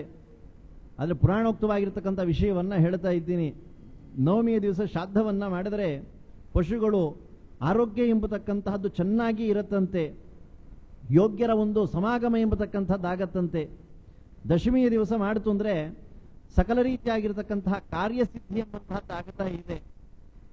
ಏಕಾದಶಿ ದಿವಸ ಮಾಡಬಾರದು, ಅದನ್ನು ದ್ವಾದಶಿ ದಿವಸ ಮಾಡತಕ್ಕಂತಹವರಾದಾಗ ಸುಪುತ್ರ ಧನಧಾನ್ಯ ಎಂಬತಕ್ಕಂತಹದ್ದು, ರಾಜರ ಅನುಗ್ರಹ ಎಂಬತಕ್ಕಂತಹದ್ದು ಸಹಿತ ಆಗುತ್ತಾ ಇದೆ. ತ್ರಯೋದಶಿಯ ದಿವಸ ಪಿತೃಗಳ ಕಾರ್ಯ ಎಂಬತಕ್ಕಂಥದ್ದನ್ನು ಮಾಡಿದ್ರೆ ಅವರ ಪಿತೃಗಳು ಉತ್ತಮವಾಗಿರ್ತಕ್ಕಂಥ ಲೋಕವನ್ನ ಹೊಂದುವಂತಹವರಾಗಿ ಆಗುತ್ತಾ ಇದ್ದಾರೆ. ಇನ್ನು ಚತುರ್ದಶಿಯ ದಿವಸ ಯಾರು ಶ್ರಾದ್ದವನ್ನ ಮಾಡುತ್ತಾರೋ ಅವರು 3 ಪಿಂಡವನ್ನ ಇಡ್ಲಿಕ್ಕೆ ಹೋಗಬಾರದು ಅಂತ ಹೇಳ್ತಾ ಇದ್ದಾರೆ. ಯಾಕೆಂದ್ರೆ ಅವತ್ತಿನ ದಿವಸ ಘಾತ ಚತುರ್ದಶಿ ಅಂತ ಹೇಳಿ ಕರೆಸಿಕೊಳ್ಳುತ್ತಾ ಇದೆ. ಯಾಕೆ ಘಾತ ಚತುರ್ದಶಿ ಅಂತ ಹೇಳಿ ಕರೆಸಿಕೊಳ್ಳುತ್ತು? ಅವತ್ತಿನ ದಿವಸ 3 ಪಿಂಡವನ್ನ ಯಾಕೆ ಹಾಕಬಾರದು ಅಂತ ಹೇಳಿದ್ರೆ ವರಾಹ ಪುರಾಣ ಇತ್ಯಾದಿಗಳೆಲ್ಲವೂ ಸಹಿತ ವರ್ಣನೆಯನ್ನು ಮಾಡುವಂತಹವರಾಗಿ ಆಗುತ್ತಾ ಇದ್ದಾರೆ. ಬ್ರಹ್ಮದೇವರನ್ನ ಹಿರಣ್ಯಕಶಿಪು ಕುರಿತು ತಪಸ್ಸನ್ನ ಮಾಡಿದನಂತೆ. ತಪಸ್ಸನ್ನ ಮಾಡಿದಂತ ಸಂದರ್ಭದೊಳಗಡೆಗೆ ಆ ಕಾಲ ಯಾವುದು ಅಂತ ಹೇಳಿದ್ರೆ ಭಾದ್ರಪದ ಬಹುಳ ಚತುರ್ದಶಿ ಅಂತೆ. ಅಂದ್ರೆ ಘಾತ ಚತುರ್ದಶಿಯ ದಿವಸ ತಪಸ್ಸನ್ನ ಮಾಡಿದನ. ಅಂದ್ರೆ ಎಲ್ಲ ಮಾಡಿದ್ದ ಕೊನೆಯ ಕಾಲಕ್ಕೆ ಬ್ರಹ್ಮದೇವರು ತೃಪ್ತರಾದರಂತೆ. ಅವಾಗ ಕೇಳ್ತಾ ಇದ್ದಾರಂತೆ ಏನ್ ಬರಬೇಕು ಅಂತಂದ್ರು. ಅವಾಗ ಅವರು ಹೇಳ್ತಾರೆ ಎಲ್ಲರಿಗೂ ಸಹಿತ ತೃಪ್ತಿಯನ್ನ ಕೊಡ್ತಾ ಇದ್ದೀಯಾ, ನಮಗೆ ಯಾವಾಗ ಅಂದ್ರೆ ಅಸುರರಿಗೆ ಯಾವಾಗ ತೃಪ್ತಿಯನ್ನ ಕೊಡ್ತೀಯಾ ಅಂತ ಪ್ರಶ್ನೆ ಮಾಡಿದ್ರು. ಅವಾಗ ಏನು ಮಾಡಲಿ ಅಂತ ಹೇಳಿ ಕೇಳೋದು. ಅವಾಗ ಬ್ರಹ್ಮದೇವರು ಬಹಳ ಬುದ್ಧಿವಂತರು. ಅದಕ್ಕೋಸ್ಕರ ಯಾವ ವ್ಯಕ್ತಿಗಳು ಘಾತ ಚತುರ್ದಶಿಯ ದಿವಸ 3 ಪಿಂಡಗಳನ್ನ ಇಟ್ಟು ಶ್ರಾದ್ದವನ್ನ ಮಾಡ್ತಾರೋ ಆ ಪುಣ್ಯ ಎಂಬತಕ್ಕಂತಹದ್ದನ್ನು ನೀವು ತಗೊಂಡ್ಬಿಡ್ರಿ ಅಂತ ಹೇಳಿದ್ರು. ಬಹಳ ಸಂತೋಷ ಉಂಟಾಗೋಯ್ತು. ರಾಕ್ಷಸರು, ಪಿಶಾಚಿಗಳು, ಪ್ರೇತಗಳು, ಭೂತಗಳು ಎಲ್ಲ ಆಯಾ ಗಣದವರಿಗೆ ತೃಪ್ತಿಯನ್ನ ಕೊಡುವಂತಹವರಾಗಿ ಆಗಿಬಿಟ್ರು. ಆ ಹಿರಣ್ಯಾಕ್ಷ ಎಂಬತಕ್ಕಂತಹವನ ಒಂದು ಮಾಡಿರುವಂತ ಕೆಲಸ. ಅದಕ್ಕೋಸ್ಕರವಾಗಿ ಶಾಸ್ತ್ರದಲ್ಲಿಯೇ ವಿಹಿತವನ್ನು ಮಾಡ್ತಾ ಇದ್ದಾರೆ. ಯಾವ ಘಾತ ಚತುರ್ದಶಿ ದಿವಸ ಅಪಘಾತದಲ್ಲಿ ಸತ್ತಿರತಕ್ಕಂತಹವರು, ಸರ್ಪ ಕಚ್ಚಿ ಹೋಗಿರುವಂತಹವರು, ವಿಷ ಕುಡಿದು ಹೋಗಿರುವಂತಹವರು, ಆತ್ಮಹತ್ಯೆಯನ್ನು ಮಾಡಿಕೊಂಡಿರ್ತಕ್ಕಂಥ ವ್ಯಕ್ತಿಗಳು, ಕೆರೆಬಾವಿಗಳಲ್ಲಿ ಬಿದ್ದಿರತಕ್ಕಂಥವ್ರು ಅಂತ ಹೇಳಿ ಇಂತಹ ಯಾವ ರೀತಿಯಲ್ಲಿ ದೇಹತ್ಯಾಗವನ್ನ ಮಾಡಿಬಿಟ್ಟಿರ್ತಾರೋ ಅಂತಹವರ ನಿಮಿತ್ತಕವಾಗಿ ಒಂದೇ ಪಿಂಡ ಎಂಬತಕ್ಕಂಥದ್ದನ್ನು ಇಟ್ಟು ಆ ಶ್ರಾದ್ದ ಎಂಬತಕ್ಕಂಥದ್ದನ್ನು ನಡೆಸಬೇಕು. ಅಕಸ್ಮಾತಾಗಿ ಏನಾದರೂ ಸಹಿತ 3 ಪಿಂಡವನ್ನು ಸಹಿತ ಇಟ್ಟು ಏನಾದರೂ ಶ್ರಾದ್ದವನ್ನ ಮಾಡಿಬಿಟ್ರೆ ಅದೆಲ್ಲವೂ ಸಹಿತ ಹಿರಣ್ಯಾಕ್ಷನ ಒಂದು ಸಂಬಂಧಿಕರುಗಳು, ಅಂದ್ರೆ ರಾಕ್ಷಸರು, ದೈತ್ಯರು, ಪಿಶಾಚಿಗಳು, ಭೂತ ಪ್ರೇತಗಳೆಲ್ಲವೂ ಸಹಿತ ಅದನ್ನೆಲ್ಲ ಸ್ವೀಕಾರವನ್ನ ಮಾಡಿಬಿಡುತ್ತೆ. ಆದ್ದರಿಂದ ಘಾತ ಚತುರ್ದಶಿಯ ದಿವಸ 3 ಪಿಂಡವನ್ನು ಹಿಡಿದಿರ ಏಕೋದ್ದಿಷ್ಟ ಪ್ರಕಾರದೊಳಗಡೆ ಶ್ರಾದ್ದವನ್ನ ಮಾಡಬೇಕು ಎಂಬಂತಹ ವಿಷಯವನ್ನ ತಿಳಿಸುತ್ತಾ ಇದ್ದಾರೆ. ಇನ್ನು ಈ ಪುರಾಣದೊಳಗಡೆಗೆ 5 ಪ್ರೇತಗಳ ಸಂವಾದದ ವಿಷಯವನ್ನ ಹೇಳ್ತಾ ಇದ್ದಾರೆ. ಸತ್ತ ತಕ್ಷಣ ಬರತಕ್ಕಂಥದ್ದೇನೆ ಪ್ರೇತ ರೂಪ ಅಂತ ಹೇಳ್ತಾ ಇದ್ದಾರೆ. ಅಂತಹ ಪ್ರೇತ ರೂಪವನ್ನ ಕಳ್ಕೊಳ್ಳಿಕ್ಕೋಸ್ಕರವಾಗಿ 10 ದಿವಸಗಳ ಒಂದು ಕರ್ಮ ಎಂಬಂತಹದ್ದು, 11ನೇ ದಿವಸ ಏಕೋದ್ದಿಷ್ಟ, 12ನೇ ದಿವಸ ಸಪಿಂಡೀಕರಣ ಹಾಗೂ ವೈಕುಂಠ ಮಾಸಿಕ ಎಂಬತಕ್ಕಂಥದ್ದನ್ನ ಮಾಡಿದಂಥ ಸಂದರ್ಭದೊಳಗಡೆಗೆ ಆ ಪ್ರೇತತ್ವ ಎಂಬತಕ್ಕಂಥದ್ದು ನಿವೃತ್ತಿ ಆಗತ್ತೆ ಅಂತ ಹೇಳಿ ಗರುಡ ಪುರಾಣದಲ್ಲಿ ವರ್ಣನೆಯನ್ನ ಮಾಡ್ತಾ ಇದ್ದಾರೆ. ಆ ಪ್ರೇತತ್ವ ಎಂಬತಕ್ಕಂಥದ್ದು ಯಾವ ಕಾರಣದಿಂದ ಬರುತ್ತೆ? ಸತ್ಯ ತಕ್ಷಣ ಬರುತ್ತೆ. ಅಂದ್ರೆ ಆ ಪಾಪ ಮಾಡಿತ್ತು ಅಂದ್ರೆ ಯಾವ್ಯಾವ ಪಾಪ ಮಾಡಿದ್ರೆ ಪ್ರೇತ ರೂಪ ಬರುತ್ತೆ. ಆ ಪ್ರೇತ ರೂಪವನ್ನ ಕಳ್ಕೊಳ್ಳಿಕ್ಕೆ ನಾವು ಏನು ಮಾಡಬೇಕು ಎಂಬಂತಹದ್ದನ್ನು ಸಹಿತ 5 ಪ್ರೇತಗಳ ಸಂವಾದ ರೂಪವಾಗಿರತಕ್ಕಂಥ ಒಂದು ಕಥೆಯನ್ನ ವರ್ಣನೆಯನ್ನು ಮಾಡ್ತಾರೆ. ಅದನ್ನ ನಾಳಿನ ದಿವಸದ ಉಪನ್ಯಾಸದಲ್ಲಿ ನೋಡೋಣ ಅಂತ ಹೇಳಿ ಮುಗಿಸ್ತಾ ಇದ್ದೀನಿ. ಸುರಗಣ ಪರಿವಾರ ಶೋಭಮಾನೋ ರುಹಾರ ಕರಿಕರ ಸಮಹಸ್ತ ಕಾಂಚನೋ ದೀಪ್ತವಸ್ತ್ರ ಶುಭ ಜನಕೃತ ಗಾನ ಶೇಷಭೋಗೇಶಯಾನ ಪ್ರಭರಯಂ ಅವಿನಾಶ ಪ್ರಿಯತಾಂ ಇಂದಿರೇಶ ಶ್ರೀಕೃಷ್ಣಾರ್ಪಣಮಸ್ತು. ಇಲ್ಲಿವರೆಗೆ ಪಿತೃಕಲ್ಪದ ಕುರಿತಾಗಿ ಅನೇಕ ವಿಚಾರಗಳನ್ನು ಆಚಾರ್ಯರು ತಿಳಿಸಿಕೊಟ್ಟಿದ್ದಾರೆ. ಅವರಿಗೆ ಪರ್ಯಾಯ ವಾದರಾಜ ಮಠದ ಪರವಾಗಿ ಅನಂತ ಧನ್ಯವಾದ ಹೇಳುತ್ತಾ, ಭಕ್ತರೊಂದಕ್ಕೂ ಧನ್ಯವಾದ ಹೇಳುತ್ತಾ ಇವತ್ತಿನ ಧಾರ್ಮಿಕ ಪ್ರವಚನ ಕಾರ್ಯಕ್ರಮಕ್ಕೆ ಮಂಗಳವನ್ನು ಹೇಳ್ತೇವೆ. ಶ್ರೀಕೃಷ್ಣಾರ್ಪಣೆ.